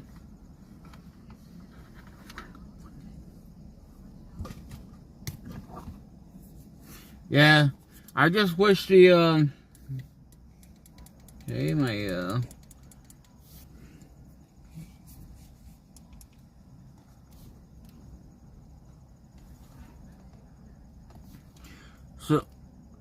yeah, so all I know right now, everybody, is that we have the event that's cut around right around the corner on the 5th here. So if you guys really want me to go, we need to get the funds. I mean, I know times are really tough these days, but it's really gonna be really tough on me to have to pay all this money in my own pocket too. I mean, I just had to dump $100 today on my car. Not just in, well, just in parts. That's not including my the labor wise. So Oh, helicopter flying over. They're going to the hospital, probably. Hopefully nobody got hurt. But yeah. As if you guys really want to know, I just dropped easily $250 this week. I mean, just in 2 days. Just on parts and labor and everything else because this fancy lower control arm. But that's what it is. So we need the money to go to Chicago. Because I gotta find, my goal is to start looking for parking, but I gotta see if any money come in. Because I want to start looking for parking. Because I'm not gonna pay for parking in Chicago. Because you're not gonna find in Chicago besides paying for basically your little prepaid little box things. Those things cost a lot of money. I put the link into the chat there, Jericho. It's right there at the top. But I'll do it again. It's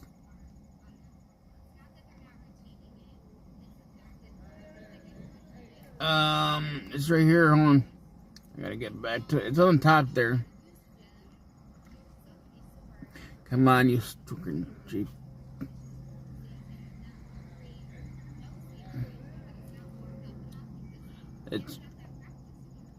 Hold on, I gotta recopy to go back to the site there because on the top there, but it won't let me get to it that way.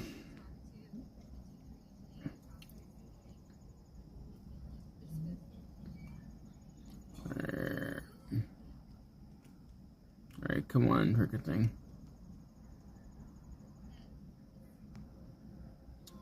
Alright, there goes the link. The link is in the chat again. It's reposted.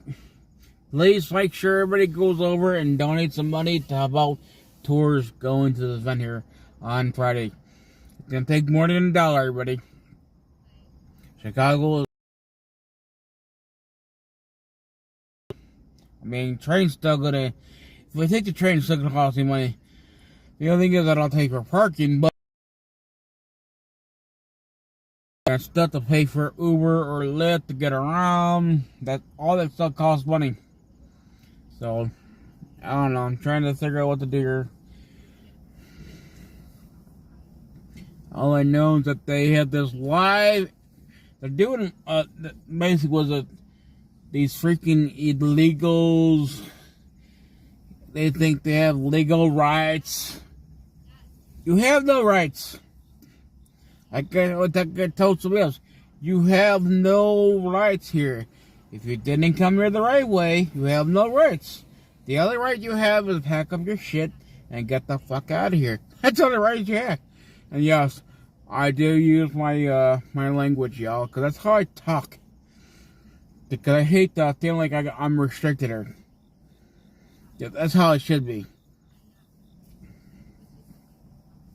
You know? Because it's not there for the American people to pay for you to be here and think that okay for you to have whatever you want. All these, you have no rights here.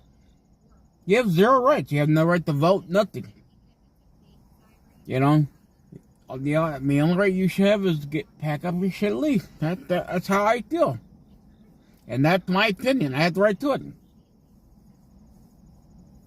Now, if you guys like them to me here, my thing is like this. If you really like them here, you want her so damn bad, then open your damn house up. Open your house up and you support them. Let me take them out of your house. Maybe they could become your F buddy.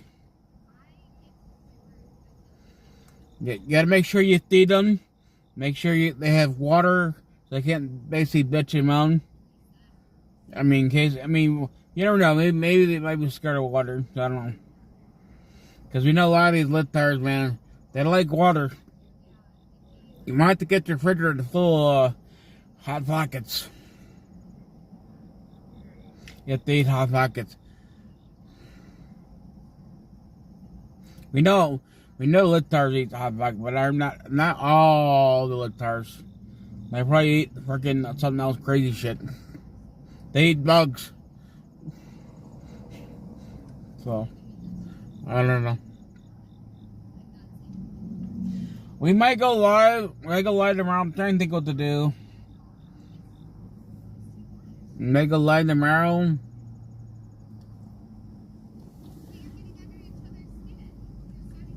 Yes. We can't afford it, guys. We can. And Jericho's right. We cannot. I still think it's just wrong. It's just totally wrong. I think we're going to stay live for a second here. We're going to hit a little live. And then we're going to go do a little, I don't know. I want to go do a little, some drive around. Because as soon as I get to do my thing. Because I try to keep making money. I can't sit around here. I can't sit around here and don't like the way I don't like it. And it's very disappointing to see a lot of other American people these days that sit here and they don't want to say nothing. They want to sit here and act like, oh, it's all peachy fine. Oh, what are you bitching about? Like, if we had more time, if we have time, we should play this. If we had time, we could play this video. The freaking damn libtards in D.C. are throwing a damn protest because of this whole fucking, basically, this whole free D.C. bullshit. Because they have the National Guards there. Really, it's so damn dumb.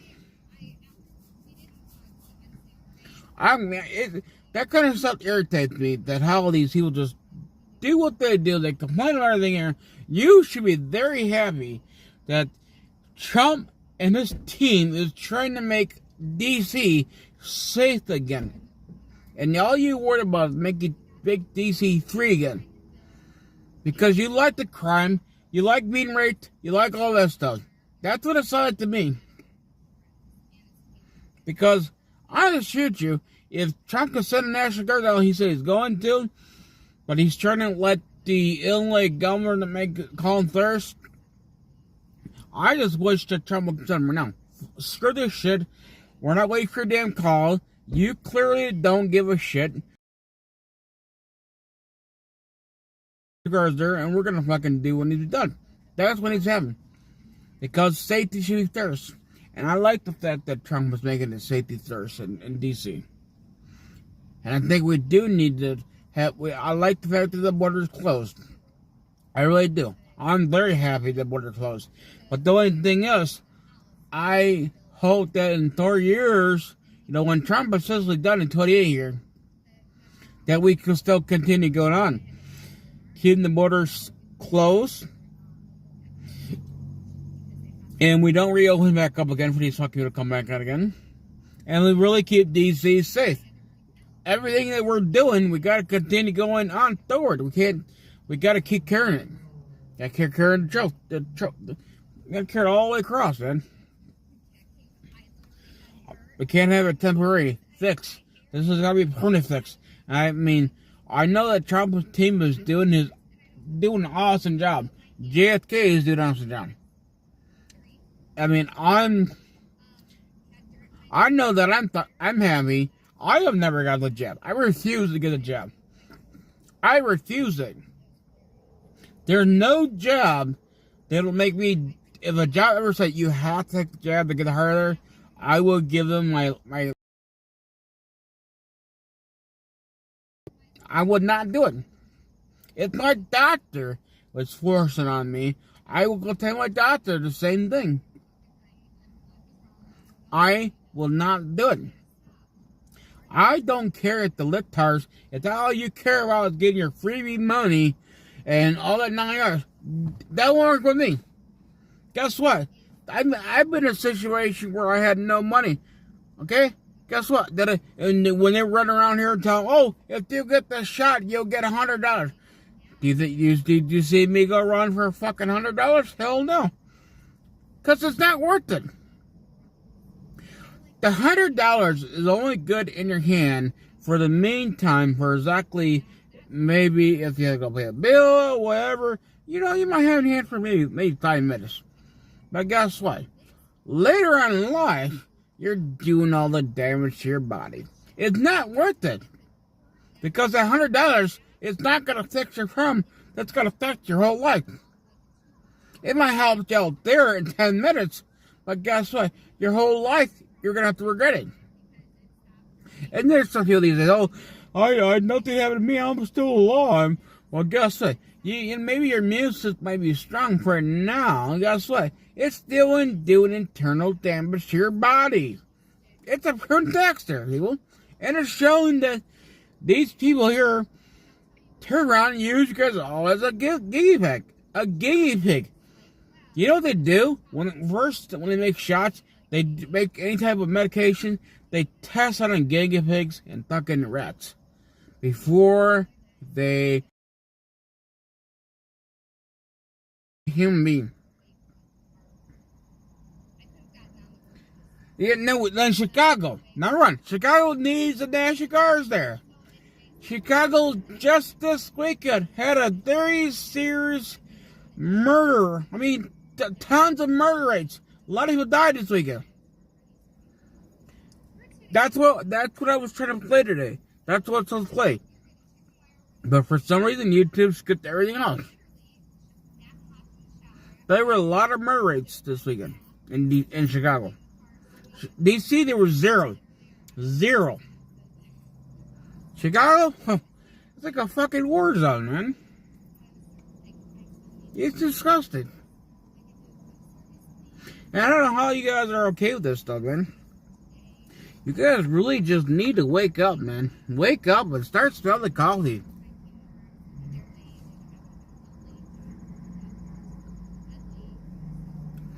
But let's go through a little ride around. Because I could ride all freaking night, guys. I'm really irritated about this shit's going in the country. The fact that, when Joe Biden, all this shit there, and you got a lot of fucking libtards these days, and then all you guys are throwing a damn tantrum. I see you guys are out there by the fucking White House, and throwing a tantrum. Oh, release the Epstein dog. Well, you know what? How come you guys, for the last 4 years, when Joe Biden and Kamala Harris was in the office, you guys didn't call for a damn release the file. But now that Trump is in office, but no, not when Joe Biden's in office. Oh, not when the Democrats are fucking in charge. Oh no, only when Trump is involved. That's all you guys care about. That's all you guys care about. It's that Trump is involved, and now everything is, oh, I want the Epstein doggies. I want the Epstein doggies. I want this. I want that. You know what I want? I want $1 million, y'all. I want $1 million. I want money every time I go live. Guess what? I don't get everything I get. You know what I get sometimes? Sometimes I might get nothing. I mean, sometimes I'm just doing this here because I love, talking. A lot of times I like coming to talk to you guys. I don't get paid. Oh, let's get my camera straight. Done.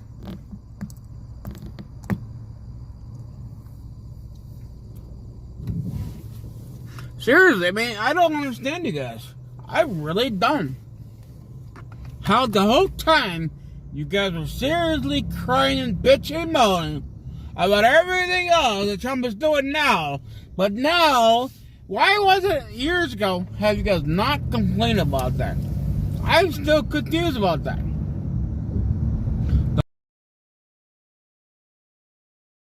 Here is your fucking Democrats there in charge, and you guys can do jack shit. But now, oh, Trump, you're a pedophile. Oh, well, what about the fact that when Joe Biden was stiffing kids? What does that look like, you guys? I would say that looks like to me, that looks like more damn fucking pedophile than anything.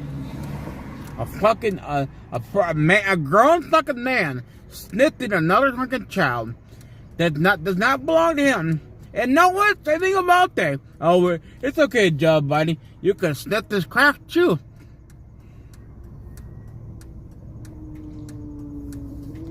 And then the other thing I hear the whole time is that basically, I say 5 days straight. I think it was like 5 days straight.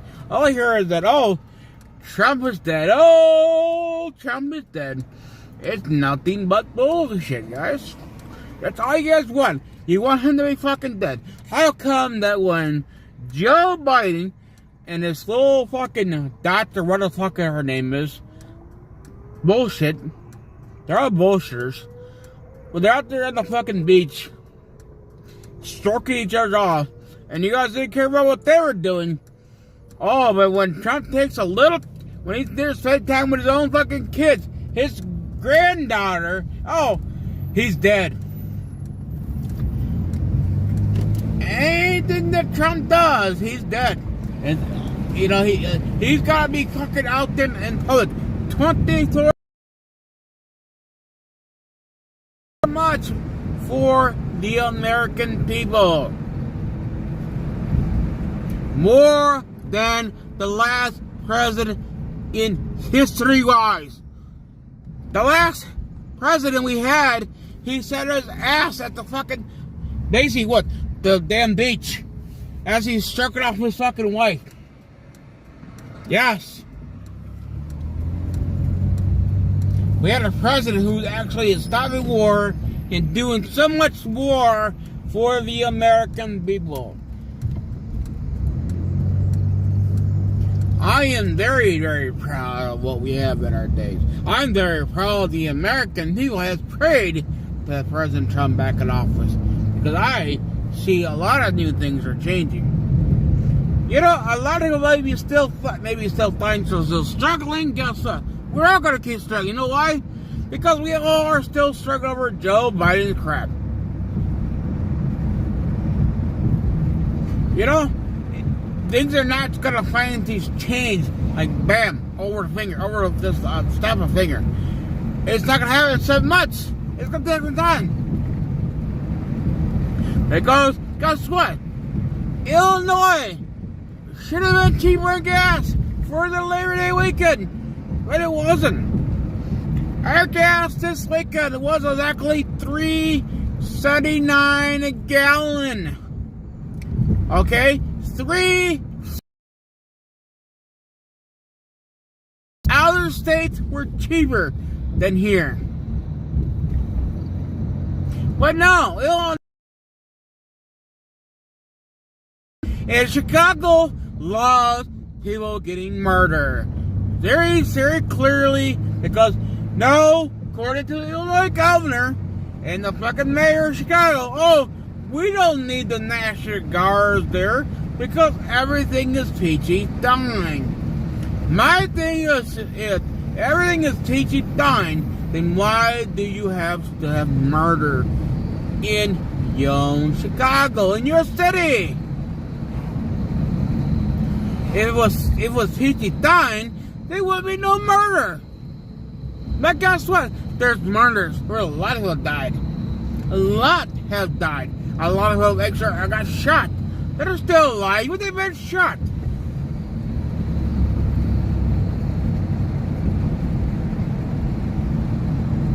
I mean, this is, I mean, really, you guys gotta wake up here.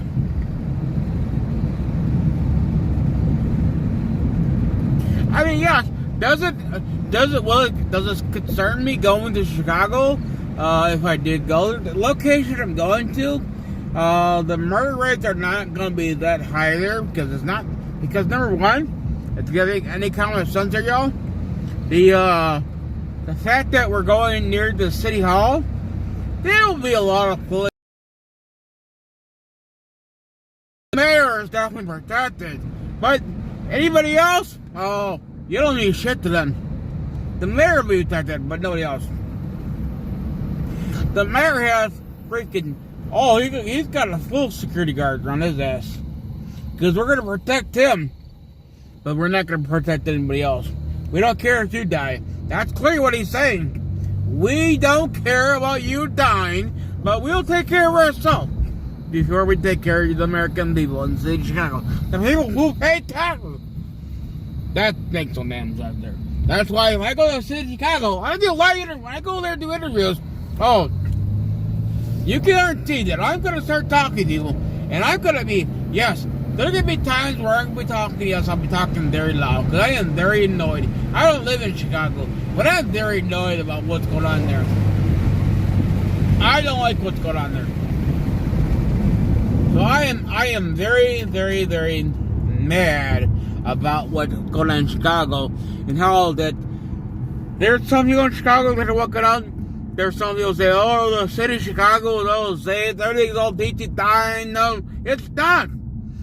Because if it was fine, then we wouldn't hear about people dying. Now, why is this thing?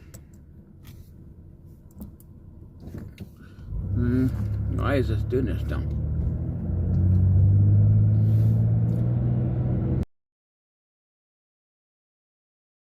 Should be. We could do like that.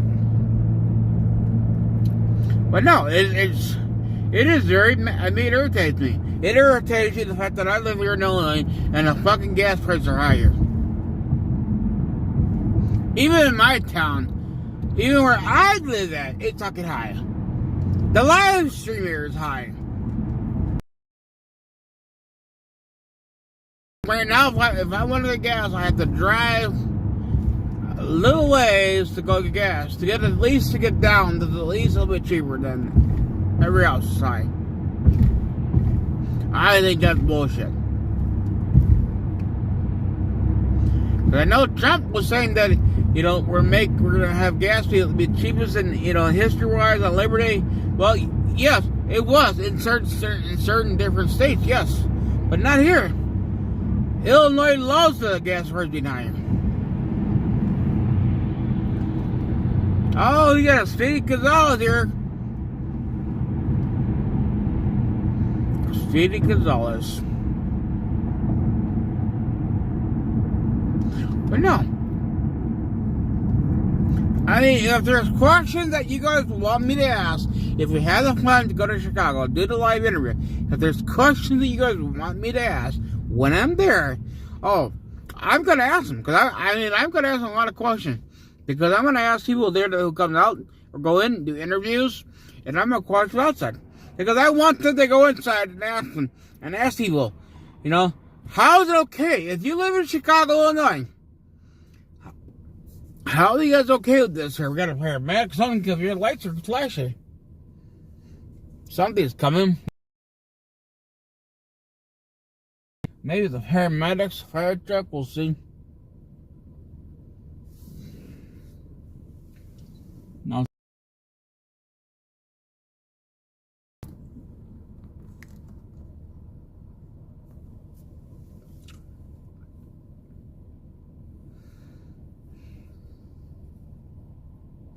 They were on, they turned out, so I'm guessing must have been the other direction, but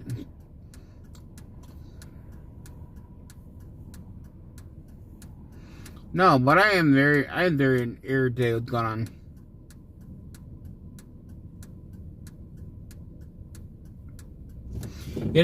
I just don't understand. Really don't. That's like DC, man. They're out there. They had a protest, and they're going to the Congress building or something. The Congress or the Capitol. One of those two. They were going somewhere today. I was supposed to play today. Because they demand that Trump basically, end the National Guard, tell them to go home, and all this bullshit. I don't know. It's very annoying. It is very, very annoying to me. Like, why would you want the National Guard to go home? I mean, I would think that you would like to have the place safe. I mean, if I live in Chicago, I would love to have them there. Yes, I know a couple of days later it's going to feel kind of weird, but them being there, different rules, whatever the case could be. But if I know that I can wake up and I can know it's going to turn out to be a safer place, I mean, hey, I'll just learn how to accept it. You know, it's just bottom line. So I got to drive down here to see if the we got a hazard light because our tail light doesn't work. Okay, so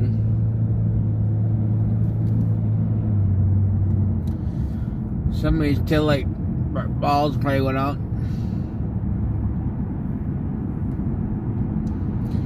Or it could be they having some type of issues. I don't know.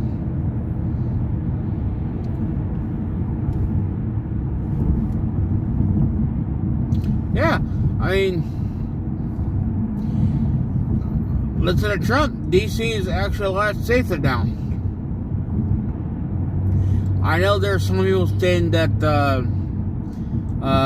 D.C. mayor, only reason why she's probably saying right now everything is looking good, they could Trump all in the yards, because she's trying to convince Trump to send the National Guards home.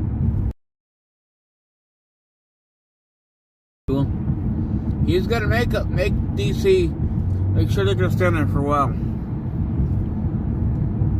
I know he said he will. I will sit in Chicago, but he is trying to wait for the mayor, you know, actually, not the mayor, the governor of Illinois to physically say, hey, please send National Guards there. He said, I will send them right away.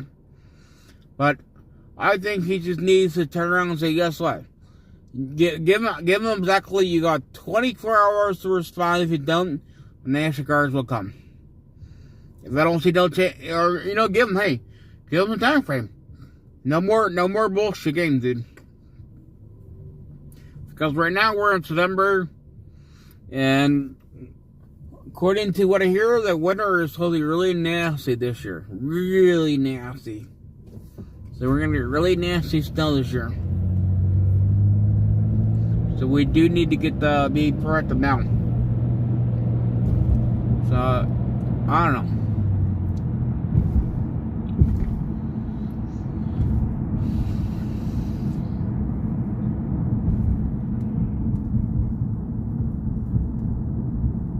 Why does it seem like it's all cockeyed every time?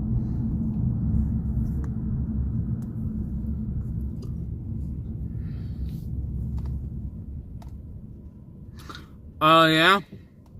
But I know that they were saying they want the National Guards to go home. They don't want them there. They want the National Guards to go home. And all I keep hearing about totally, you know, they keep saying that Trump is a pedophile, the old 9 yards, when that's not true. But I know the leftards are going to copy and paste that shit. And they record up 2 seconds words.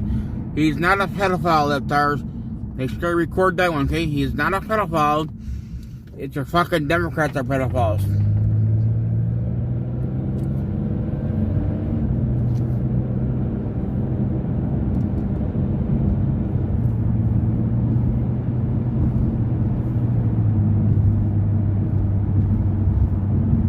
Yeah, I bought the sticker. I hope.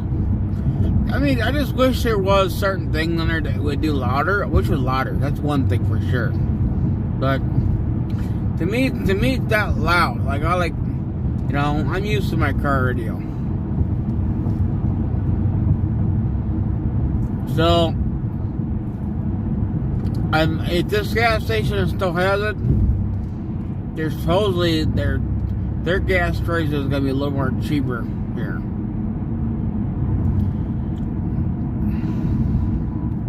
Everybody else is higher, you know.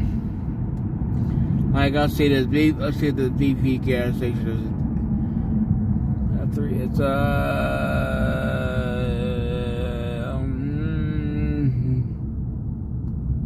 maybe.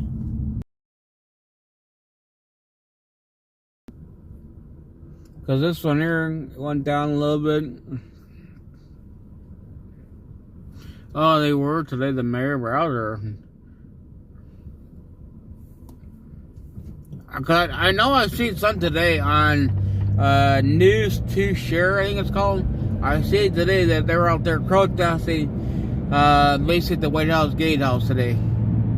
You know, demanding the Epstein file case be released, because that's all they care about now. That's all they care about now. Not before, but now. Now is the time to get it, guys. When Joe Biden's office, we didn't fucking demand that shit.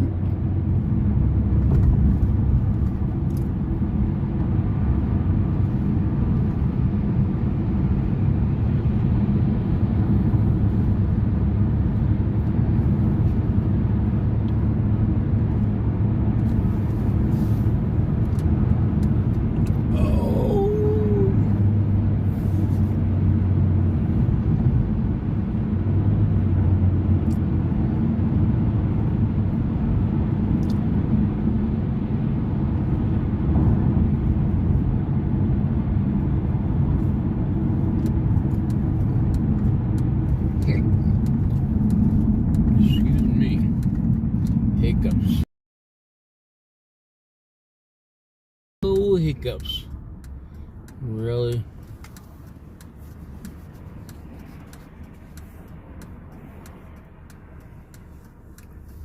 Oh, yeah?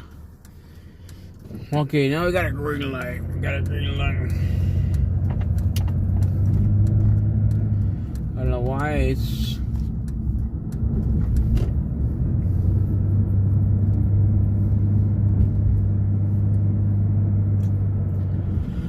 Oh boy, I hate some of those damn money and gas. It's just fucking retarded.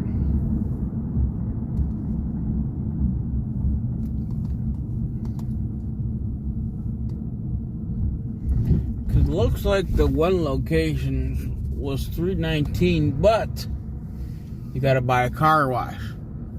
Hi there, Jamie. How you doing?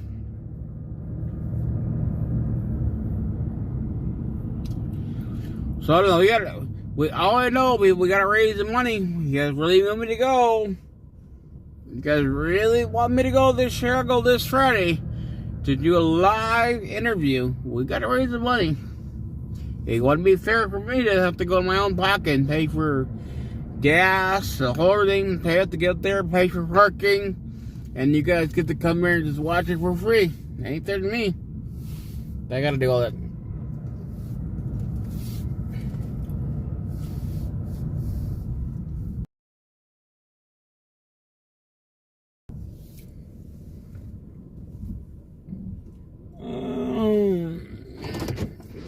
So you can try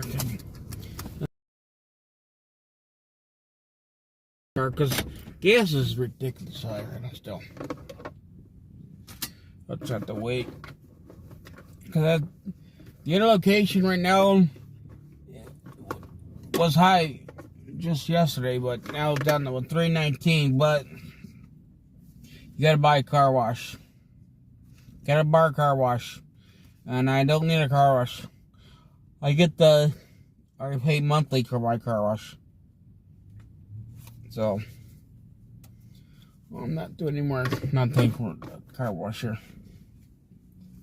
So they probably want a $10 car wash just to save a couple cents.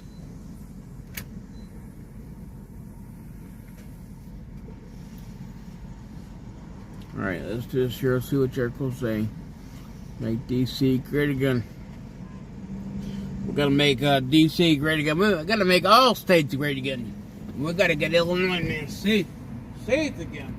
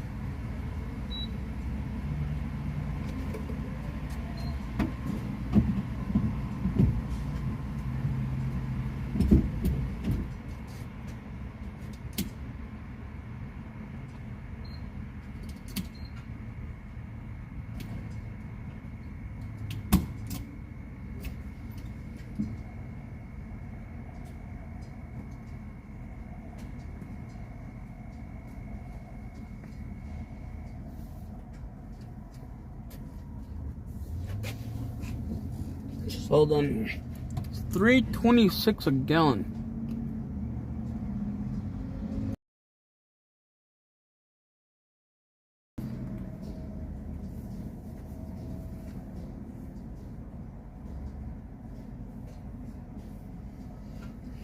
Still cheaper than $3.79.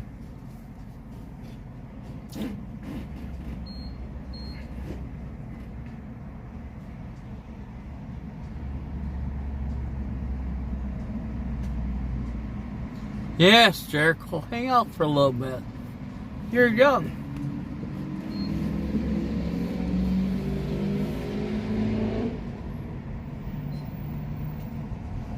You know the libtards are going to talk to you, Jericho.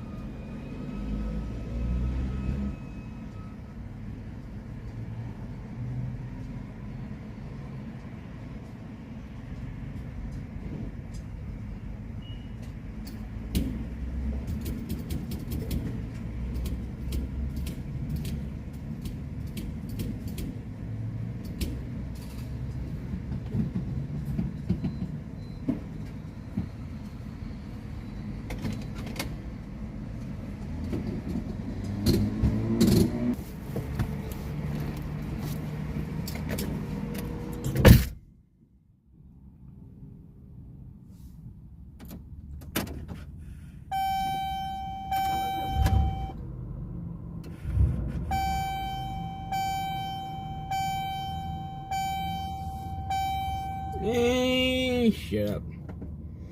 Shut up. You're an American channel, buddy.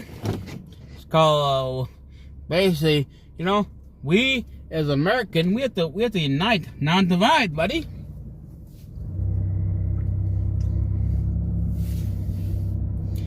We're here to talk about the politics, you know, religions, the truth, not the bullshit.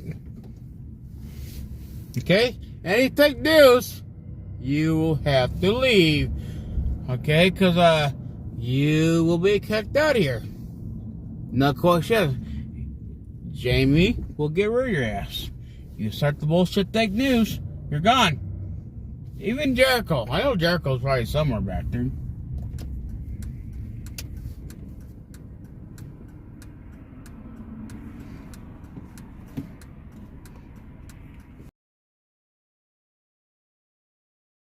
Put our big transporter. But basically, we're all American. We all believe like we read. The difference here is we like our freedom. That's our channel. We love our freedom. We love God, family, and country.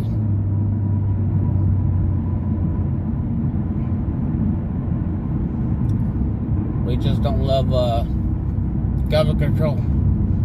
I mean, there's some that love government control, but not here. Not me. The libtards love it. Libtards love the government control.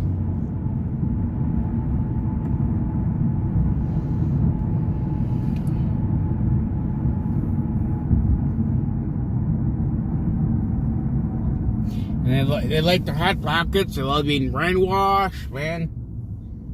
They like fake news. I don't know. There's so much things I could talk about. That's not pretty mean. That's the truth there, kiddo. Libtards? What's wrong with that, libtard? There's nothing wrong with that. You ever heard of freedom of speech, buddy? You know, I have to write their own opinion, my way of thinking, and your life will feel the same way. Maybe you must love government control. Is that why you're mad? Is that why you're irritated? You don't like the words? Are you like, you love your government control?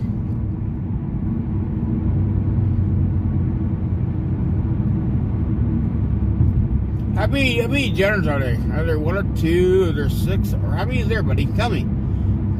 Gotta tell me who you are. How many genders are they in life? And I'm gonna question a couple more things. See how good you are.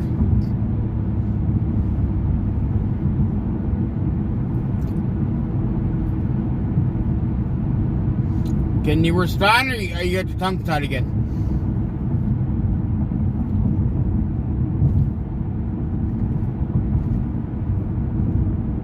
Oh, litards can't talk no more.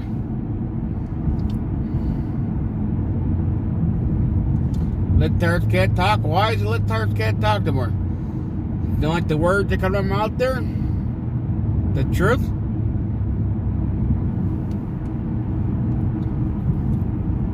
Oh, there's only 2? Oh, really?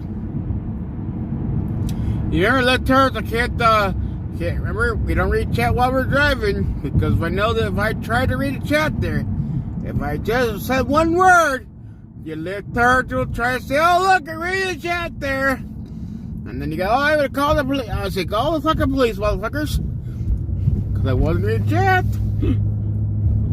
I love this shit.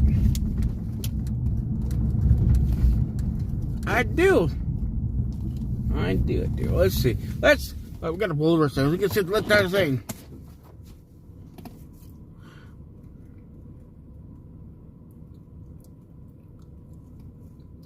So there's only 2 that you know of. Okay. Well,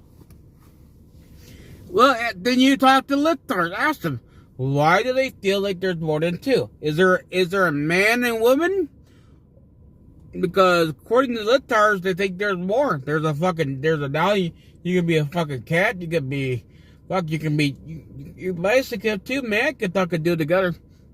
Or 2 women. Let's mention it. The Bible says God created to be man and woman for a reason. But, I don't know. You guys really do confuse me with your bullshit fucking crap. And I'll tell you guys that all day. You guys don't understand, man. I'm not your typical live streamers that can sit back and shut my mouth. I'm gonna fucking laugh at you guys. Just the way you guys think, man.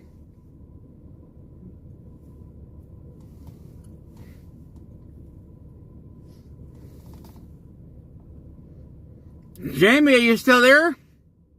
Or did Jamie leave too?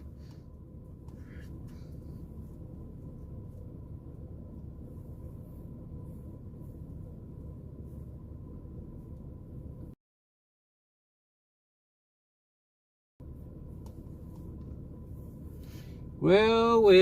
Looks like no one really wants to talk to me. No one wants to talk to me tonight. Not even litards. Because they'll say I'm too mean. Yes, Jamie's still there. Oh, no. Jamie didn't go to sleep yet. She's still awake. She is not sleeping yet. She's still young and healthy. She can stay longer.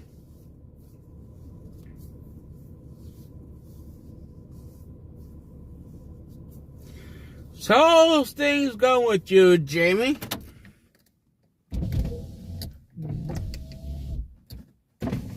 We'll pull over and sit back and relax, talk to you guys for a little bit. Before everybody gets all tired. You're just listening.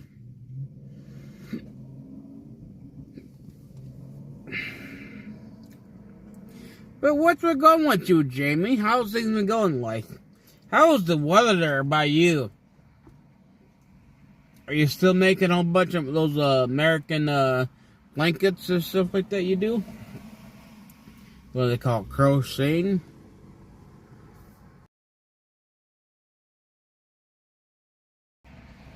Oh, yeah?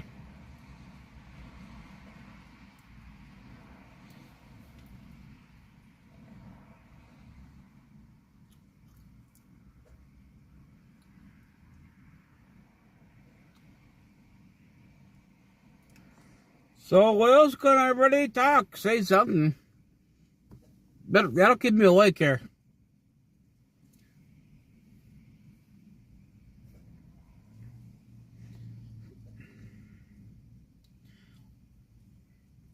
I mean, what was the gas price right away for this Labor Day weekend? No blankets? Oh boy. How was everybody's race this weekend, the past weekend? How much was gas prices? Did everybody enjoy, have a good time? Did everybody cook out? Did everybody go to church? What did we do? Or did we sit around with hot pocket in hand all day? What did we do?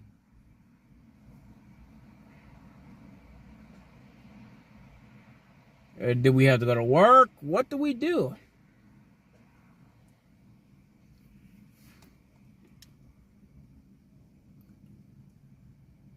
Got a lot coming up.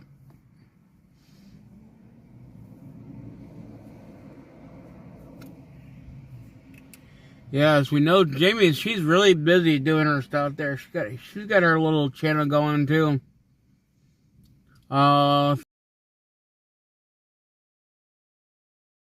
Yeah.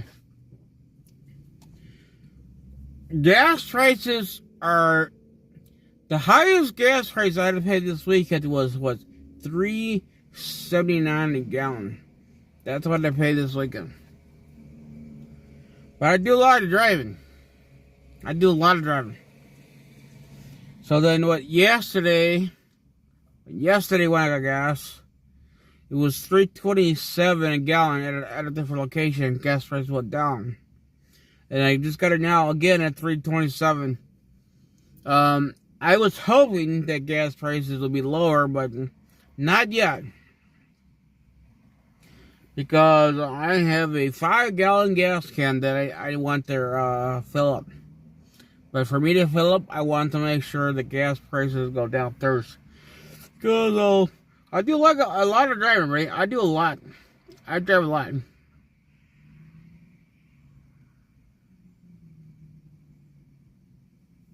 I do a lot of driving. A lot.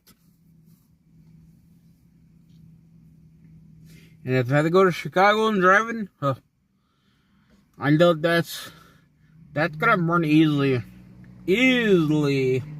Probably pretty close by the time all the driving there and back, all around. Pretty close to half a thing.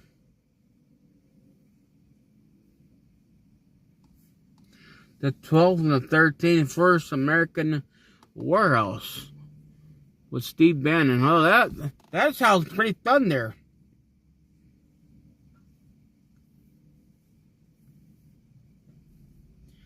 Yeah, she's gonna be really busy.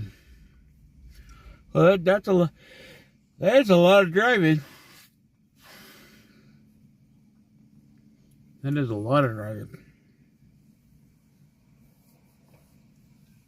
But no, I mean, I do a lot of driving, people. A lot of driving. It's like a never ending here.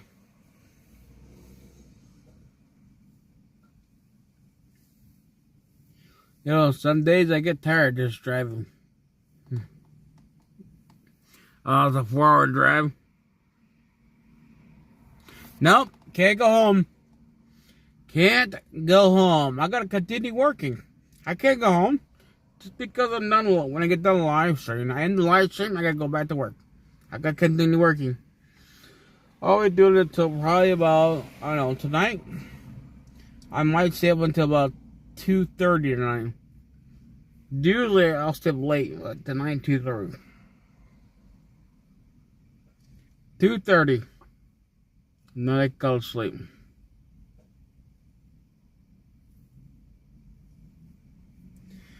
I'm a delivery person. I do a lot of deliveries. That's all I could say.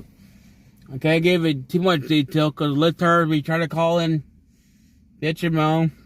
I do a lot of driving. I do deliveries.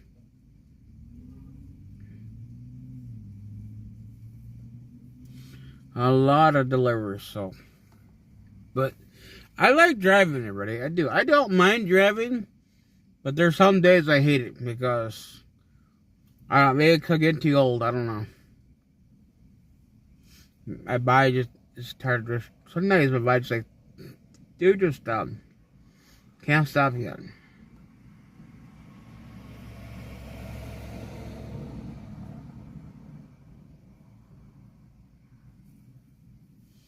I get paid by the books. Everything is legally documented. Okay, let's start. Legally documented. So everybody knows what's going on. All right. I know you guys want to make sure you keep all documentation. Make sure. Oh, are you getting paid on your table? No. Everything is all documented, kids. Trust me, it's all documented. Cause I know you're lit there. I can tell by your name. See, I wasn't born yesterday. You might think I was born, but I wasn't. I know your game.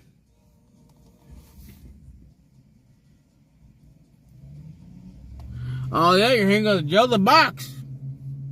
Well, gotta make sure we don't tell the litards that. Well, you just tell them shit. Not a litard might report that to somebody.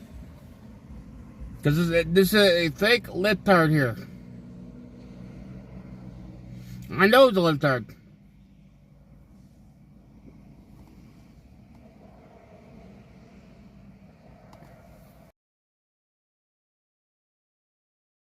It's too many questions, litards. I don't have to tell you anymore.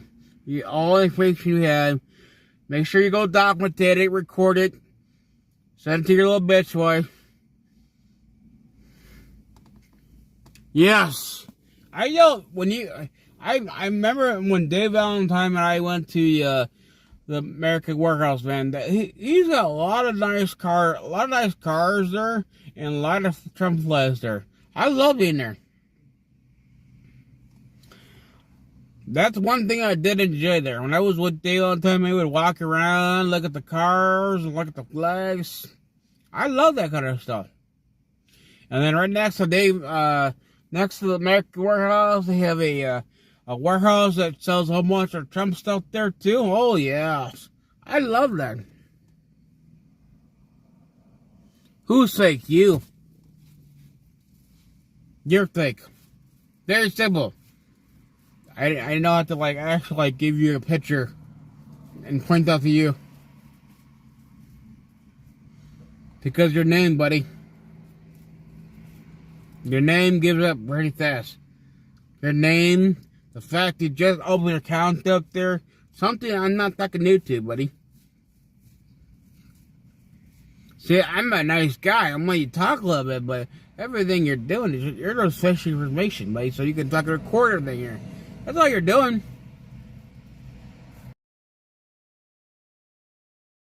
The whole book of my whole life, what I do all day. Who I work for, who I do. Whoa, can I contact this person? Oh, can I contact this person? Hey, he's working here, he's working there, he's working there. I know your game, kiddo. I wasn't born yesterday. That's one thing I wasn't. I wasn't born yesterday. I know your game. I really do.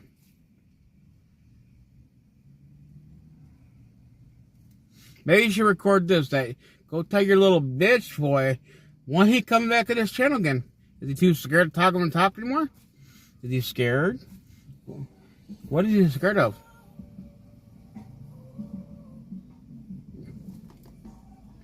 You're not nice. Oh boy. How am I not nice? I'm a nice guy. I think you see, that's one thing I know for a fact that you're a libtard too, because libtards only say stupid things like that. And fake channels, evil. The words that you come in your mouth there, you guys all call your own stuff out. I know you guys pretty well. You say stupid shit. You want mommy and daddy to be here and fucking pat your little back and tell you how much you're a good boy, good girl, or how good you're good libtards. I'm not gonna do that to y'all. You're dummy libtards, which you guys are. And you guys need to be educated, man. And I don't mind doing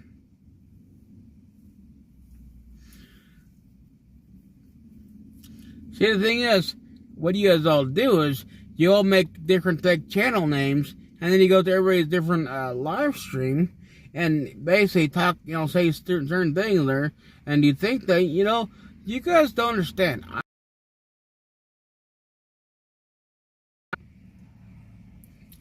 That's right, you can't think stupid. Thank you, Jamie.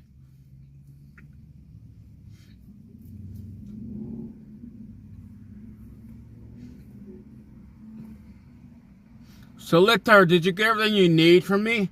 Did you make sure you got my address, my social security number, and did you get my phone number? Did you get everything you need from me so you can let little bitch boy know about me? Do you want my my VIN number, my plate number? What else do you guys want? Please tell me. What else do you guys want?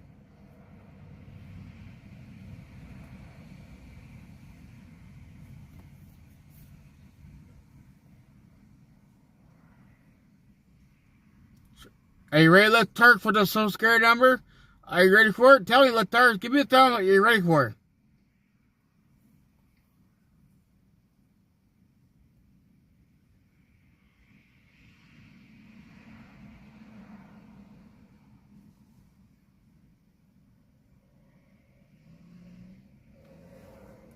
Lifters, give me the thumbs up if you're ready for the social security number. I don't want to repeat myself 3 times. That's what you guys want so bad. You guys, man, I gotta get a social security number so I can look him up, so I can be one of him, so I can thank him too.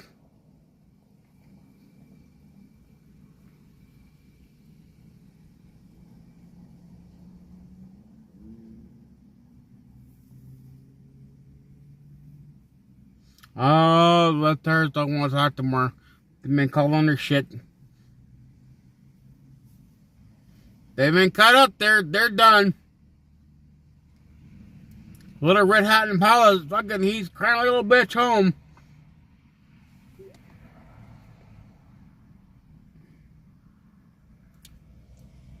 Alright, Jamie, adios. Good night, Jamie. Bye-bye, Litars. I gotta go too, Litars.